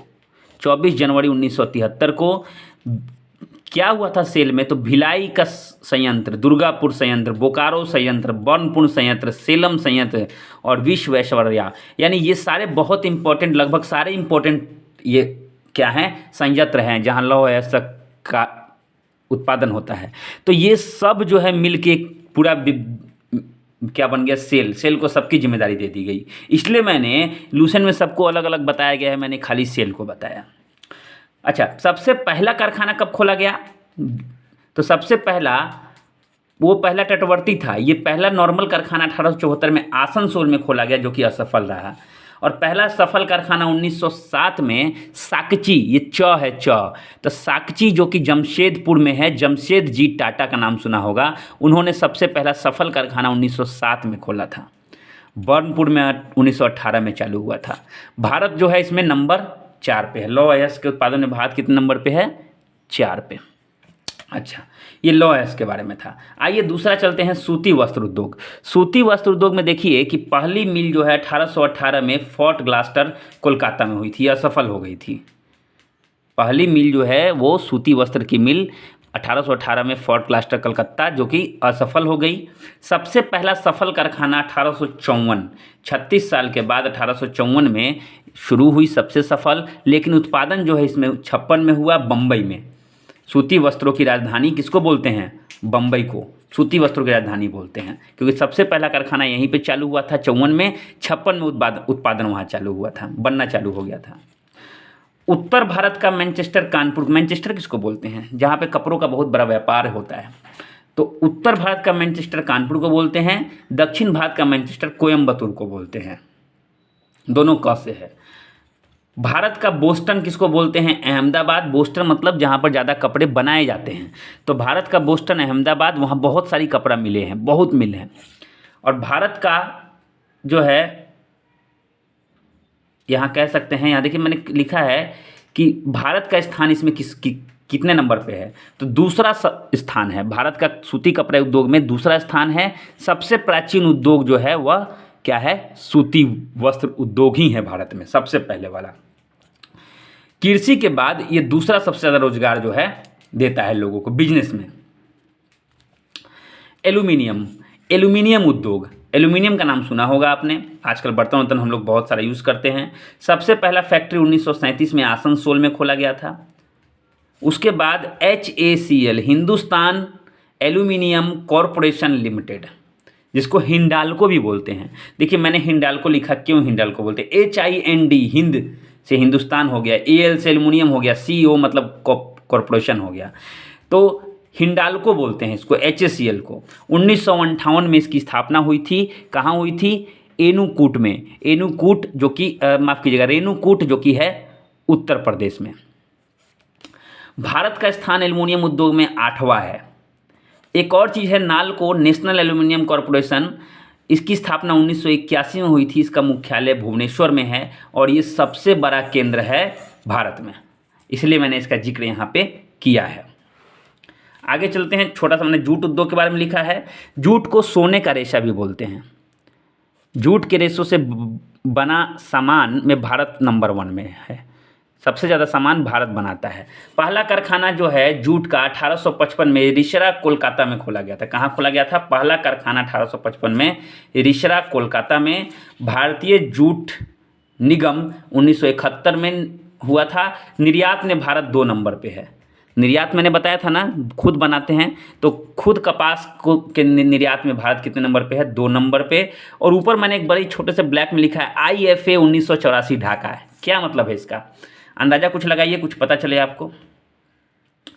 IFA मतलब क्या होता है?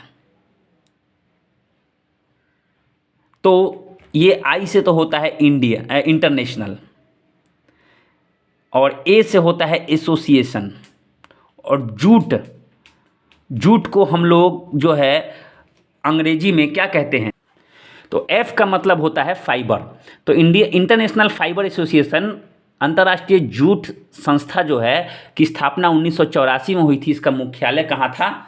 वह था ढाका में। देख सकते हैं यहाँ पे मैंने लिखा है, उसका मुख्यालय कहाँ था? ढाका में।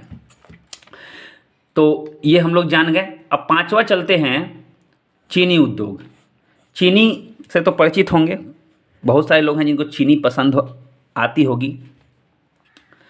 तो मुझे कमेंट बॉक्स में बताइएगा कि चीनी का कोई ऐसा क्षेत्र बिहार में, यूपी में, जहाँ से भी आप लोग हैं, वहाँ आसपास कोई चीनी मिल जो कि बैठ गया, नहीं चल पाया या बंद हो गया, ऐसा कोई है कि नहीं है? तो देखिए, आधुनिक चीनी उद्योग की स्थापना 1903 में सबसे पहले बिहार में ही हुई थी। बस इतना याद रखना है, 1903 में शुरू हुआ था। 6ठा, सीमेंट उद्योग। अब अगर आप देखिए, इसमें भी अब क्या होंगे, बिहार से के एग्ज़ाम दे रहे होंगे तो बिहार में सारे चीनी मिलों का नाम आपको जानना जरूरी होता है। सीमेंट उद्योग, तो विश्व का पहला आधुनिक कारखाना जो है ब्रिटेन में खोला गया 1824 में पोर्टलैंड में। लेकिन भारत में वही पहला आधुनिक कारखाना 1904 में मद्रास में खोला गया, जो कि असफल हो गया। यहाँ मैंने छोटा सा लिखा है, असफल हो गया।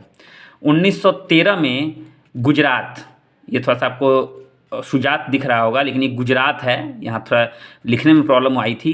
गुजरात में एक स्थान है पोरबंदर, गांधी जी से संबंधित जगह है ये। 1913 में सबसे सफल हुआ कारखाना खोला गया था। 1914 में वहाँ उत्पादन शुरू हो गया था।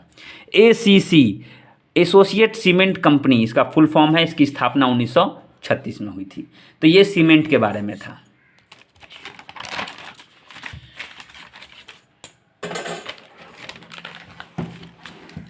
देखिए, इतना कुछ तो है, कभी छांटना पड़ता है, पढ़ना पड़ता है, ध्यान से उसको लिखना पड़ता है, कुछ इंपॉर्टेंट फैक्ट होते हैं, इसी में ज़्यादा टाइम भी लगता है, इसलिए तो नहीं तो ये डेली एक एक चीज़ में डालता तो आराम से डेली वीडियो हो जाते हैं। लेकिन हमारा जो ये ग्रैंड सीरीज चल रहा है, हमें इसे 30 क्लासेस में ख़त्म करना है। चलिए, 7वां है कागज उद्योग। कागज ही है जिसकी वजह से हम लोग इतने अच्छे से पढ़ पाते हैं। सबसे पहला सफल कारखाना 1879 में लखनऊ में खोला गया था। नेपानगर में अखबारी कागज और होशंगाबाद में नोट छापने वाले कागज का सरकारी कारखाना है, याद रखिएगा। रासायनिक उर्वरक उद्योग, पहला कारखाना 1906 में रानीपेट तमिलनाडु में खोला गया था। सुपर फॉस्फेट नाम की का जो है उर्वरक इसमें उगाया जाता था, माफ़ कीजिएगा, बनाया जाता था। और भारतीय उर्वरक निगम की स्थापना 1951 में हुई थी। सबसे बड़ा उर्वरक संयंत्र कहाँ है? सिंदरी में है। एशिया का सबसे बड़ा है, देखिए मैंने ब्रैकेट में एशिया लिखा है। एशिया का सबसे बड़ा ये उर्वरक संयंत्र है। कहाँ? सिंदरी में। सबसे अधिक खपत जो है नाइट्रोजन उर्वरक का भारत करता है। सबसे ज़्यादा खपत कौन से उर्वरक का करता है? नाइट्रोजनी। पोटाश हेतु जो है पूर्णतः आयात पर निर्भर है, मैंने पहले भी ये चीज़ बताया था। अच्छा, यूरिया, भारत जो है, भारत सरकार कहती है कि आप नीम लेपित यूरिया का उपयोग कीजिए। क्यों कहती है? क्योंकि इससे यूरिया कम लगता है। क्यों कम लगता है? क्योंकि मृदा में, मिट्टी में यूरिया घुलने की दर कम हो जाती है। बहुत धीरे धीरे पेड़ को यूरिया मिलता रहता है, काफ़ी देर तक मिलता है और कम यूरिया लगता है। इसीलिए नीम लेपित, कभी कभी प्रश्न आते हैं, नीम लेपित यूरिया का उपयोग क्यों किया जाता है? सस्ती है, संपूर्ण देश में मिलती है, निर्यात आयात नहीं होता है, या फिर लिखा रहेगा कि इसके मृदा में घुलने की दर कम है। तो ये ऑप्शन मृदा में घुलने की दर कम है, जिन्होंने पढ़ा होगा वही सही आंसर दे पाएंगे।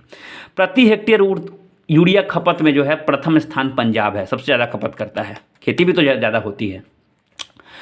अच्छा, 9वां देखिए, 9वां है, मैंने ऊपर लिख रखा है, आपको नहीं दिखाई दे रहा होगा, मैं दिखा देता हूँ। जलयान निर्माण उद्योग, जलयान निर्माण उद्योग 9 नंबर। तो प्रथम कारखाना जो है 1941 में सिंधिया स्टीम नेविगेशन के नाम से शुरू हुआ था। सिंधिया स्टीम नेविगेशन के नाम से शुरू हुआ था 1941 में, जिसे ये विशाखापट्टनम में शुरू हुआ था, जिसे 1952 में सरकार द्वारा अधिग्रहण कर लिया गया और हिंदुस्तान शिपयार्ड इसका नाम दे दिया गया। बस इतना याद रखिए।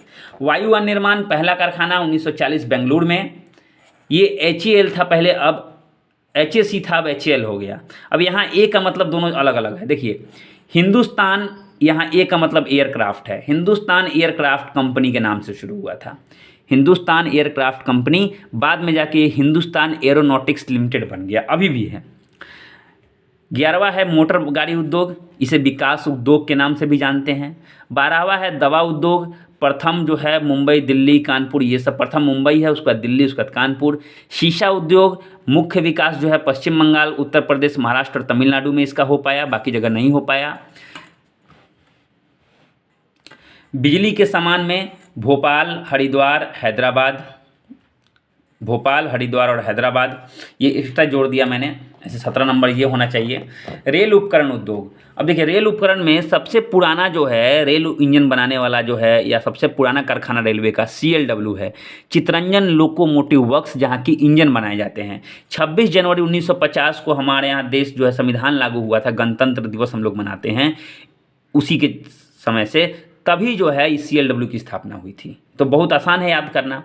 डीजल इंजन जो है वाराणसी में बनाए जाते हैं। वाराणसी किस लिए प्रसिद्ध है? Diesel engine. अच्छा, रेलवे इंजन जमशेदपुर में भी बनाए जाते हैं। इन दोनों के अलावा अगर पूछे कि एक और कौन जगह है जहाँ रेलवे इंजन बनाया जाता है, तो वो है जमशेदपुर। रेल डिब्बा कारखाना सबसे पुराना चेन्नई में है, 1952 में। उत्पादन जो है 2 अक्टूबर 1955 से शुरू हुआ। कपूरथला में इंटीग्रल कोच फैक्ट्री है, कोच वगैरह बनता है वहाँ। देश के पहले रेलवे इंजन को संरक्षण किसने दिया था? IIT रुड़की ने। और ये थोड़ा इंपॉर्टेंट है, ये हम लोग हमेशा देखते हैं, ये जाती है ब्लू कलर की डबल, आपको लगेगा कि डबल इंजन है लेकिन सिंगल इंजन रहता है। सबसे शक्तिशाली इंजन, इससे पहले WAG-7 था, अब सबसे शक्तिशाली इंजन जो है WAG-12B है। WAG-12B, 12 से मतलब यहाँ 12,000 HP। HP मतलब होता है हॉर्स पावर, 12,000 घोड़ों की शक्ति है इस इंजन में। 16 नंबर है ऊनी वस्त्र उद्योग। पहली मिल 1876 कानपुर में स्थापित हुई थी, लेकिन वास्तविक विकास जो है ऊनी कपड़ों का 1950 के बाद ही हो पाया भारत में। कर्नाटक, पंजाब, जम्मू कश्मीर, उत्तर प्रदेश, राजस्थान, ये सब है। एक चीज़ मैं आपको बता दूं, एक चिरू या तिब्बती एंटीलोप, ये एक जीव का नाम है, ये एक जंतु का नाम है, चिरू या तिब्बती एंटीलोप। ये विलुप्त प्राय, ये विलुप्त होता जा रहा है। क्यों? क्योंकि लोग इसको मारते हैं ऊन के लिए, बड़ा मोटा होता है, बड़ा बहुत सारा ऊन निकलता है इससे। रेशम उद्योग, रेशम उद्योग में जो है 4 प्रकार के रेशम होते हैं, शहतूशी, एड़ी, तसर और मूंगा, जिसमें मूंगा और रेशम जो है, मूंगा रेशम जो है उसका एकाधिकार भारत को है। भारत ही जो है इसका उत्पादन करता है। केंद्रीय रेशम अनुसंधान केंद्र मैसूर और ब्रह्मपुर में है, ब्रह्मपुर उड़ीसा में है। रेशम उत्पादन में प्रथम राज्य जो है कर्नाटक है। भारत का स्थान दूसरा है, पहला चीन का है। भारत में कुल कपड़ा निर्यात में रेशम का कितना है? 3% का योगदान है। टोटल जो कई तरह का कपड़ा बनता है ना, सब में रेशम 3% भारत देता है। चर्म उद्योग अंतिम देखें तो सबसे बड़ा केंद्र कानपुर है। ये प्रश्न आते रहता है कि सबसे बड़ा चर्म उद्योग का केंद्र कौन सा है, तो वो है कानपुर। आगे चलते हैं। अब आते हैं भारत में परिवहन। देखिए परिवहन का बड़ा अच्छा मैंने यहाँ बना दिया है ना। मुझे थोड़ा हवाई जहाज बनाने नहीं आता है, तो जैसे तैसे मैंने बना दिया। भारत में परिवहन 4 प्रकार के हैं मुख्यतः। अब आप बैलगाड़ी से चले जाएं तो सड़क से होके जाइएगा, है ना, अलग बात है। सड़क परिवहन, रेल परिवहन, वायु परिवहन और जल परिवहन। अब ये चारों तरह के परिवहन हैं, हम लोग सबके बारे में पढ़ेंगे, लेकिन आज हम लोग केवल सड़क और रेल में पढ़ने वाले हैं, तब लूसेंट हमारा आज का दिन का ख़त्म हो जाएगा। वायु और जल हम लोग अगले में पढ़ेंगे। चलिए सड़क परिवहन में जानते हैं। सड़क परिवहन में क्या है? सड़क परिवहन लगभग रोड जो है किलोमीटर हमारे भारत में 58.98 लाख किलोमीटर, 58.98 लाख किलोमीटर की लंबाई है। कभी कभी पूरा डिजिट दे देगा तो आप लोग अंदाज़ा लगाएगा सबसे नज़दीकी इसका कौन सा है। विश्व में दूसरा स्थान है। तो सड़क जो है वो कई तरह के सड़क होते हैं, जैसे कि राष्ट्रीय राजमार्ग, उसके बाद एक होता है ये नेशनल हाईवे हो गया, ये स्टेट हाईवे हो गया, ये अदर हो गया। यानी नेशनल हाईवे, राष्ट्रीय राजमार्ग, राज्य राजमार्ग और अन्य सड़क। तो सबके बारे में जानते हैं। राष्ट्रीय राजमार्ग लंबी दूरी की सड़कों को बोला जाता है। प्रबंधन एवं रख रखाव जो है भारत सरकार देखती है। राष्ट्रीय राजमार्ग की का जो है प्रबंधन एवं रख रखाव कौन देखती है? भारत सरकार, यानी केंद्रीय सरकार। नियंत्रण इस पे जो है इस पे नियंत्रण कौन करता है? केंद्रीय लोक निर्माण विभाग। कहाँ टूटा है, कहाँ बनाना है, कहाँ बढ़ाना है, कहाँ घटाना है। कुल सड़क की लंबाई का 1.9%। देखिए भारत में जितना सड़क है ना, छोटा मोटा गली वली जितना सड़क है, सब में जो है कुल सड़क की लंबाई का 1.9%, 2% से 0.1 कम, 1.9% जो है, 1.9% जो है क्या है? राष्ट्रीय राजमार्ग की संख्या है टोटल रोड में। लेकिन परिवहन का 40% हिस्सा जो है ये ढोता है, क्योंकि अब गांव का रोड है तो गांव में परिवहन नहीं ना चलता है ज़्यादा। गांव में हम लोग साइकिल वाइकिल से चलते हैं, मैक्सिमम कार से चलते हैं। राष्ट्रीय राजमार्ग पे तो सब कुछ चलता है, इसलिए है ये 1.9% में। लेकिन सबसे ज़्यादा देखिए 40% चीज़ों को जो है आदान प्रदान परिवहन का करता है ये। सबसे लंबा राष्ट्रीय राजमार्ग NH44 है। ये पहले क्या था? NH7 था, इसलिए मैंने इसको ब्रैकेट में घेर दिया है। जम्मू से कन्याकुमारी 3745 किलोमीटर, 3745 किलोमीटर। अब यहाँ देखिए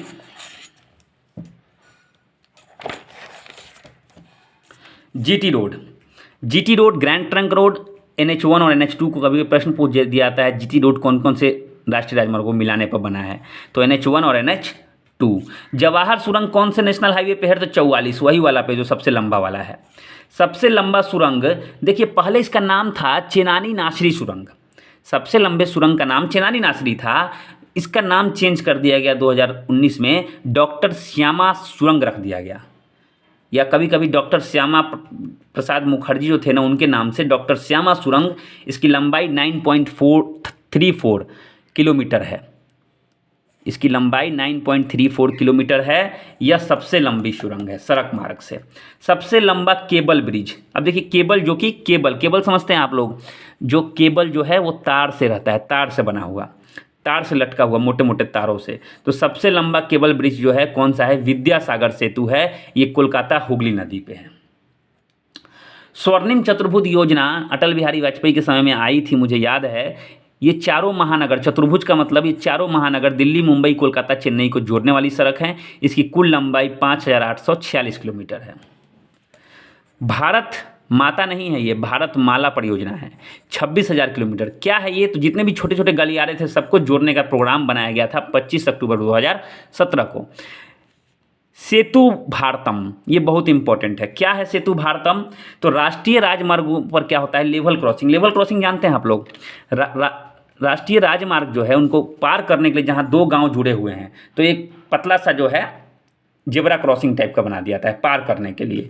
तो वो जो उसी को बोलते हैं लेवल क्रॉसिंग, एक लेवल में क्रॉस करने के लिए वाला स्थान। तो लेवल क्रॉसिंग के स्थान पर आरओबी जानते हैं, रोड ओवर ब्रिज, मतलब ऊपर से ब्रिज बनाने का जो है ये पूरा प्रोग्राम था सेतु भारतम। अच्छा, चार धाम महामार्ग विकास परियोजना, ये चारों धाम को जोड़ने का प्रोग्राम था। चार धाम आप लोग जानते होंगे, 889 किलोमीटर ये हो गया। तो ये हो गया सारे फैक्ट नेशनल हाईवे में। अब राज्य राजमार्ग, स्टेट हाईवे का जो है जिम्मा राज्य सरकार पे होता है, राज्य सरकार को बनाना है। बिहार में देख रहे होंगे बहुत अच्छी सड़कें बन गई है, राज्य सरकार ने अच्छा काम किया है इस पर। ये 3% में है, ये जो है 2%। देखिए यहाँ मैंने लिखा है राष्ट्रीय राजमार्ग लगभग 2%, 1.9, राज्य का जो है 3% है, बाकी अन्य 95% में बाकी अन्य है। तो रख रखाव कौन करता है इसके? भारत सरकार। सबसे प्रथम जो है राज्य राजमार्ग में सबसे ज़्यादा सड़कें कहाँ हैं? महाराष्ट्र में है। राज्य सरकार एक नीति आजकल अपना रही है, BOT की नीति। BOT क्या है भाई? BOT मतलब होता है बिल्ड ऑपरेट एंड ट्रांसफ़र। ये जो है निजी निवेश भागीदारी को बढ़ावा देने के लिए, मतलब कोई भी प्राइवेट कंपनी सड़क बना सकती है। क्यों बिहार सरकार या कोई भी सरकार ऐसा करती है, स्टेट गवर्नमेंट? जानिए इसके फैक्ट को। BOT यानी आपको बोल दिया गया कि आप सड़क बनाइए, बिल्ड कीजिए, उसका बाद ऑपरेट कीजिए, मतलब टोल टैक्स उछलिए, और जब आपका टोल टैक्स पूरा हो जाए, आपको अच्छा फ़ायदा मिल जाए, तो ट्रांसफ़र कर दीजिए, मतलब ट्रांसफ़र टू फिर से सरकार को दे दीजिए। इससे क्या होता है, सरकार की पूंजी न के बराबर लगती है और सरकार को रोड मिल जाता है, जनता को आसानी होती है, टोल टैक्स दे के भी अच्छा रोड मिल जाए तो बहुत अच्छी बात है, इसलिए बीओटी अपनाती है। प्रधानमंत्री ग्राम सड़क योजना, आप में से बहुत सारे लोगों के गाँव में इस योजना के तहत सड़कें बनी होंगी, बोर्ड लगा दिया जाता है प्रधानमंत्री ग्राम सड़क योजना के तहत बना हुआ सड़क। तो कहाँ बनता है, जो भी गांव जिसकी आबादी 500 से अधिक है, सरकार ने उसकी एक योजना लाया कि उसमें क्या करना है, सभी गांवों को मुख्य मार्ग से जोड़ना है, मेन सड़क से जोड़ना है, इसीलिए ये प्रधानमंत्री ग्राम सड़क योजना आया। विश्व का सबसे ऊंचा सड़क जो है लेह श्रीनगर है। अब देखिए कितनी लंबाई है, 3450, लगभग 3.5 किलोमीटर तो इसकी ऊंचाई है, लंबाई नहीं है ऊंचाई है। NH1D पे है ये कहाँ है, NH1D पे। अच्छा, सीमावर्ती गुजरात में कुछ सड़क होगा जो पाकिस्तान से सट रहा होगा, तो सीमावर्ती सड़कों का प्रबंधन कौन देखता है, सीमा सड़क संगठन, भारत सरकार नहीं, सीमा सड़क संगठन जिसकी स्थापना 1960 में हुई थी। एशिया का सबसे बड़ा रोपवे मतलब रस्सी वाला पुल कौन सा है, तो गढ़वाल पहाड़ी इलाका में है, जोशीमठ और औली को जोड़ता है, 500 मीटर मात्र लंबा है, मात्र 500 मीटर। तो ये रेल परिवहन से संबंधित सारे फैक्ट हो गए। अच्छा, रेल परिवहन अब जानते हैं, ये रोड परिवहन था, सड़क परिवहन, अब रेल परिवहन जानते हैं। देखिए रेल मैंने यहाँ ट्रैक बना दिया, रेलवे ट्रैक आप लोगों ने देखा होगा, जिन्होंने नहीं देखा होगा वो देख लीजिएगा जाके, खैर सबने देखा होगा। एशिया जो है नंबर 2 पे है। अब ये मैंने क्या बोल दिया, बोलते बोलते मैं क्या बोल जाता हूँ मुझे समझ में नहीं आता, इसलिए आप लोग कभी मेरा मजाक ना उड़ाया कीजिए। इतना बोलता हूँ कि बोलते बोलते कभी कभी होता है टंग स्लिप। एशिया में रेल जो है, हमारी भारतीय रेल नंबर 2 का स्थान रखती है और पूरे विश्व में 4 नंबर का स्थान रखती है। विश्व का सबसे बड़ा नियोक्ता बोला जाता है इसको, विश्व का, भारत का नहीं, विश्व का, याद रखिए। पूरे वर्ल्ड में सबसे ज़्यादा नौकरी देने वाली भारतीय रेल है, भले आज उसकी स्थिति लोगों ने ऐसी कर दी है। प्रथम रेल, यहाँ तक कि मैं भी रेलवे में से संबंधित हूँ, उसी में काम करता हूँ। प्रथम रेल मुंबई से ठाणे चली थी अप्रैल 1853 में। कब चली थी, अप्रैल 1853 में, 34 किलोमीटर। बड़ी लाइन 1.676, मैंने इसको टिक क्यों लगा रखा है, क्योंकि बड़ी लाइन लगभग सब जगह हो गई है। मीटर गेज कुछ जगहों पे है, पहाड़ी वाली इलाकों में, पिछड़े इलाकों में, और नैरो गेज लगभग समाप्त हो गई है, कुछ माउंटेन रेलवे में मिल सकता है देखने को। विश्व की पहली, देखिए नैरो गेज 0.610 केवल 61 सेंटीमीटर का होता है, मीटर गेज 1 मीटर चौड़ा होता है, और बड़ी लाइन वाला 1.676 यानी 1.5 मीटर से थोड़ा सा अधिक चौड़ा होता है। विश्व की प्रथम रेल कब चली थी, 1825 में। भारत की तो समझ गए, विश्व की चली थी, इसलिए मैंने इसको ब्लैक में लिखा है, 1825 में। इस कहाँ से कहाँ तक, स्टोंगटन से डार्लिंगटन तक। रेलवे बोर्ड जो है, जितने भी भारत में मंडल हैं, 18 मंडलों में विभाजित है रेलवे। तो सब में जो है, सबका जो है एक केंद्रीय मुख्यालय कह सकते हैं, रेलवे बोर्ड को कहा गया। रेलवे बोर्ड का मुख्यालय नई दिल्ली में है, 1905 में इसकी स्थापना हुई थी। 1924-25 में क्या कर दिया गया, रेलवे काफ़ी विस्तार कर गई तो इसको केंद्रीय बजट से अलग कर दिया गया था। लेकिन 2017 में मोदी सरकार ने फिर से क्या कर दिया, इसको केंद्रीय बजट में मिला दिया, छोटा कर दिया। कुल रेलवे जोन 18 है, हर एक जोन में एक महाप्रबंधक होते हैं, 73 डिवीज़न है। सबसे अधिक डिवीज़न मेरे ख्याल से दक्षिण रेलवे में ही है, 6 डिवीज़न। 27 फरवरी 2019 को 18वां जोन बना था। इसके बारे में थोड़ा ध्यान में रखिए, मैं जोन आपको मैप पे बता दूंगा, आपको याद हो जाएगा सारा जोन। तो देखिए 27 फरवरी 2019 को 18वां जोन बना दक्षिण तटीय रेलवे, दक्षिण तटीय, फिर तटीय बात आ गई, दक्षिण आ गई, यानी विशाखापट्टनम। इसका मुख्यालय कहाँ है, विशाखापट्टनम। सबसे लंबी दूरी विवेक एक्सप्रेस 4286 किलोमीटर चलती है डिब्रूगढ़ से कन्याकुमारी। इससे पहले जो है एक रेल चलती थी जम्मू तवी से कन्याकुमारी, तो वो था, लेकिन अब जो है ये विवेक एक्सप्रेस है, ये डिब्रूगढ़ से कन्याकुमारी, असम में डिब्रूगढ़ है, काफ़ी लंबी दूरी तय करती है। रेलवे के बारे में कुछ और फैक्ट जानेंगे जो बहुत इंपॉर्टेंट है। जो लोग रेलवे की तैयारी कर रहे हैं वो लोग बड़ी ध्यान से देखें।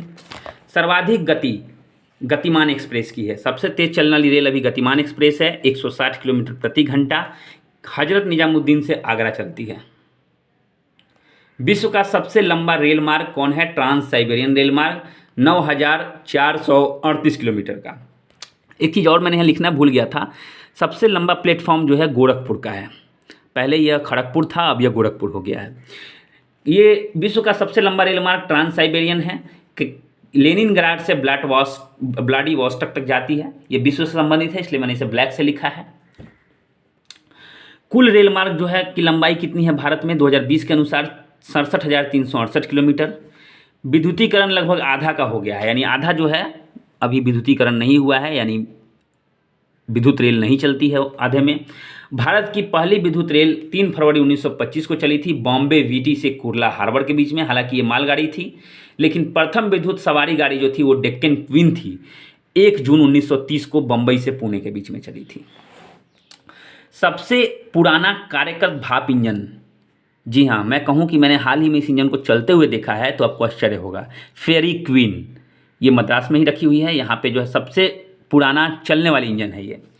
पहली राजधानी जो है 1/3/1969 यानी कि 1 मार्च 1969 को सबसे पहली राजधानी एक्सप्रेस चली थी डीएल। अब मैंने डीएल लिखा है, हालांकि मैं कोड लिखता तो ज़्यादा अच्छा होता है। एनडीएलएस कोड है नई दिल्ली का, तो डीएल से हावड़ा यानी दिल्ली से हावड़ा चली थी। समझौता एक्सप्रेस भारत पाकिस्तान के बीच में चली थी। एक चली थी मैत्री एक्सप्रेस, ये 2008 में चली थी, भारत और बांग्लादेश के बीच में, भारत से ढाका की ओर चली थी। कब?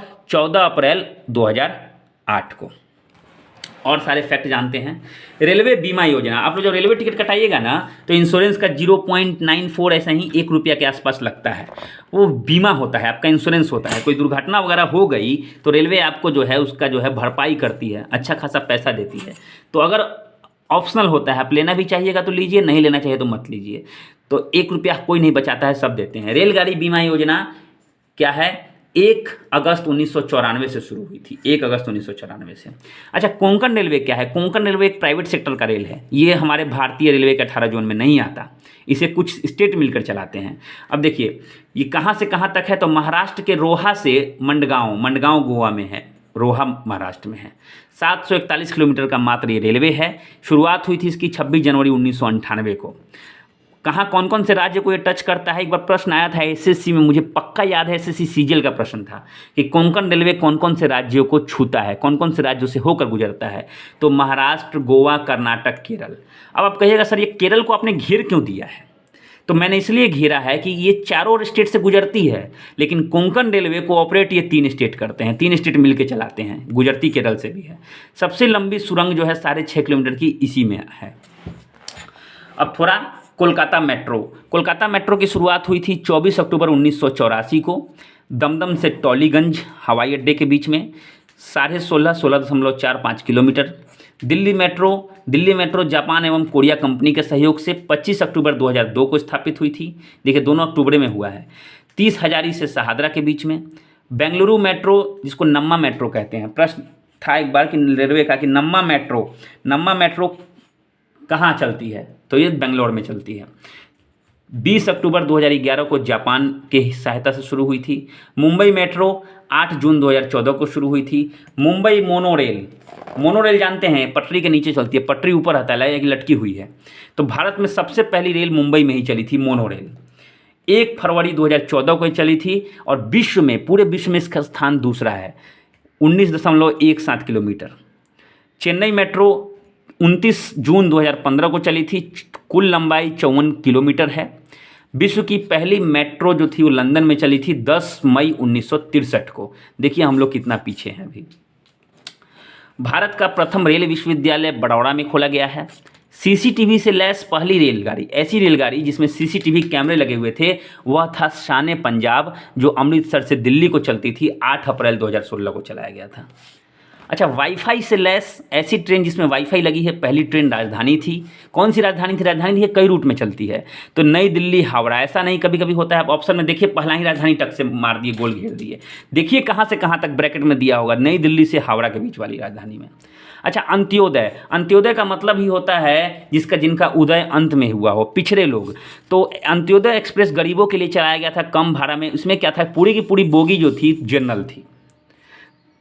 तो 27 फरवरी 2017 को चलाया गया था एर्नाकुलम से हावड़ा के बीच में, लंबी दूरी में। 5 अंत्योदय एक्सप्रेस में आई थिंक जनरल नहीं, टोटल थर्ड एसी था, कंप्लीट थर्ड एसी, कम किराए में। अच्छा, 5/8/2016, 5 अगस्त 2016 को रेल गति गीत अपनाया गया। रेल गीत, हमारा रेल, भारतीय रेल, प्यारा रेल, ऐसे गाना है, ये अपनाया गया। 3 मिनट का ये गाना है। इसकी अवधि कितनी है? 3 मिनट। आपको जानना बहुत ज़रूरी है, प्रश्न आ गया तो फंस जाइएगा। किसने लिखा था? सत्य प्रकाश ने लिखा था। और किसने गाया था? उदित नारायण और कविता कृष्णमूर्ति ने इसको गाया था। तो ये इस तरीके से समाप्त हुआ। चलिए आपको मैप पे समझा देते हैं, आपको याद हो जाएगा। तो दोस्तों कैसा लगा आपको सीरीज, मुझे ज़रूर बताइएगा। थोड़ा सा जो है मैप कहाँ है, मैंने मैप रखा है,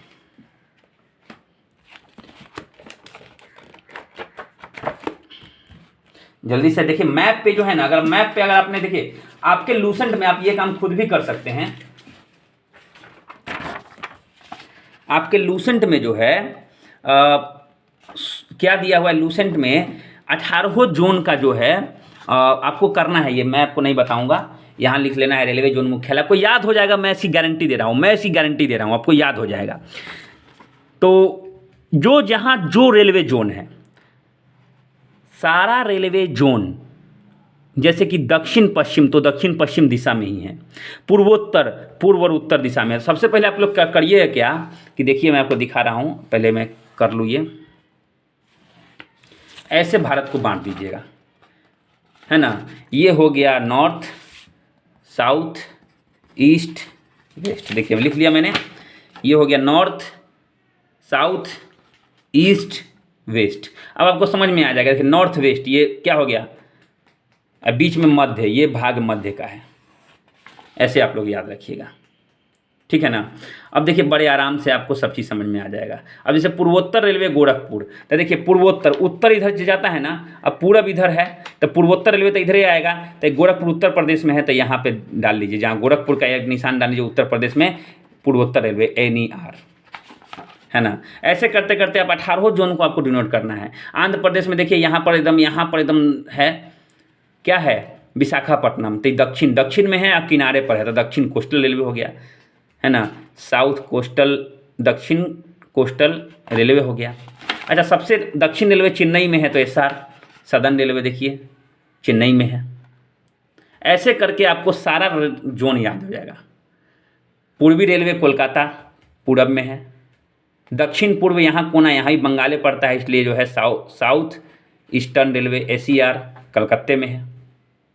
ऐसे आपको सारे जोन को जो है याद रखना है। पूर्व मध्य, पूर्व में है लेकिन मध्य बीच में है, तो बिहार में है पूर्व मध्य रेल हाजीपुर। तो ऐसे करके आपको क्या करना है, मैप पे जैसे ही डिनोट कीजिएगा तो मैप ध्यान में आएगा, तो आपको जोन का नाम भी याद आ जाएगा। तो करके देखिएगा, बहुत हेल्पफुल होगा आपके लिए। और कैसा लगा आज का क्लास जरूर बताइएगा। अगला वीडियो मैं जल्द ही लाऊंगा। वीडियो को लाइक जरूर कीजिए दोस्तों, आप लोग देखते हैं लाइक नहीं करते हैं, लाइक कीजिए, शेयर कीजिए दोस्तों में। चैनल को नहीं किया सब्सक्राइब तो कर लीजिए, वरना बहुत पीछे रह जाएंगे, क्योंकि मेरी स्पीड बहुत अधिक है। मैं छोटे छोटे टॉपिक्स नहीं पढ़ाता हूँ, मैं पूरे बुक को खत्म करने के लिए एक बार टारगेट बनाता हूँ। थैंक यू वेरी मच दोस्तों।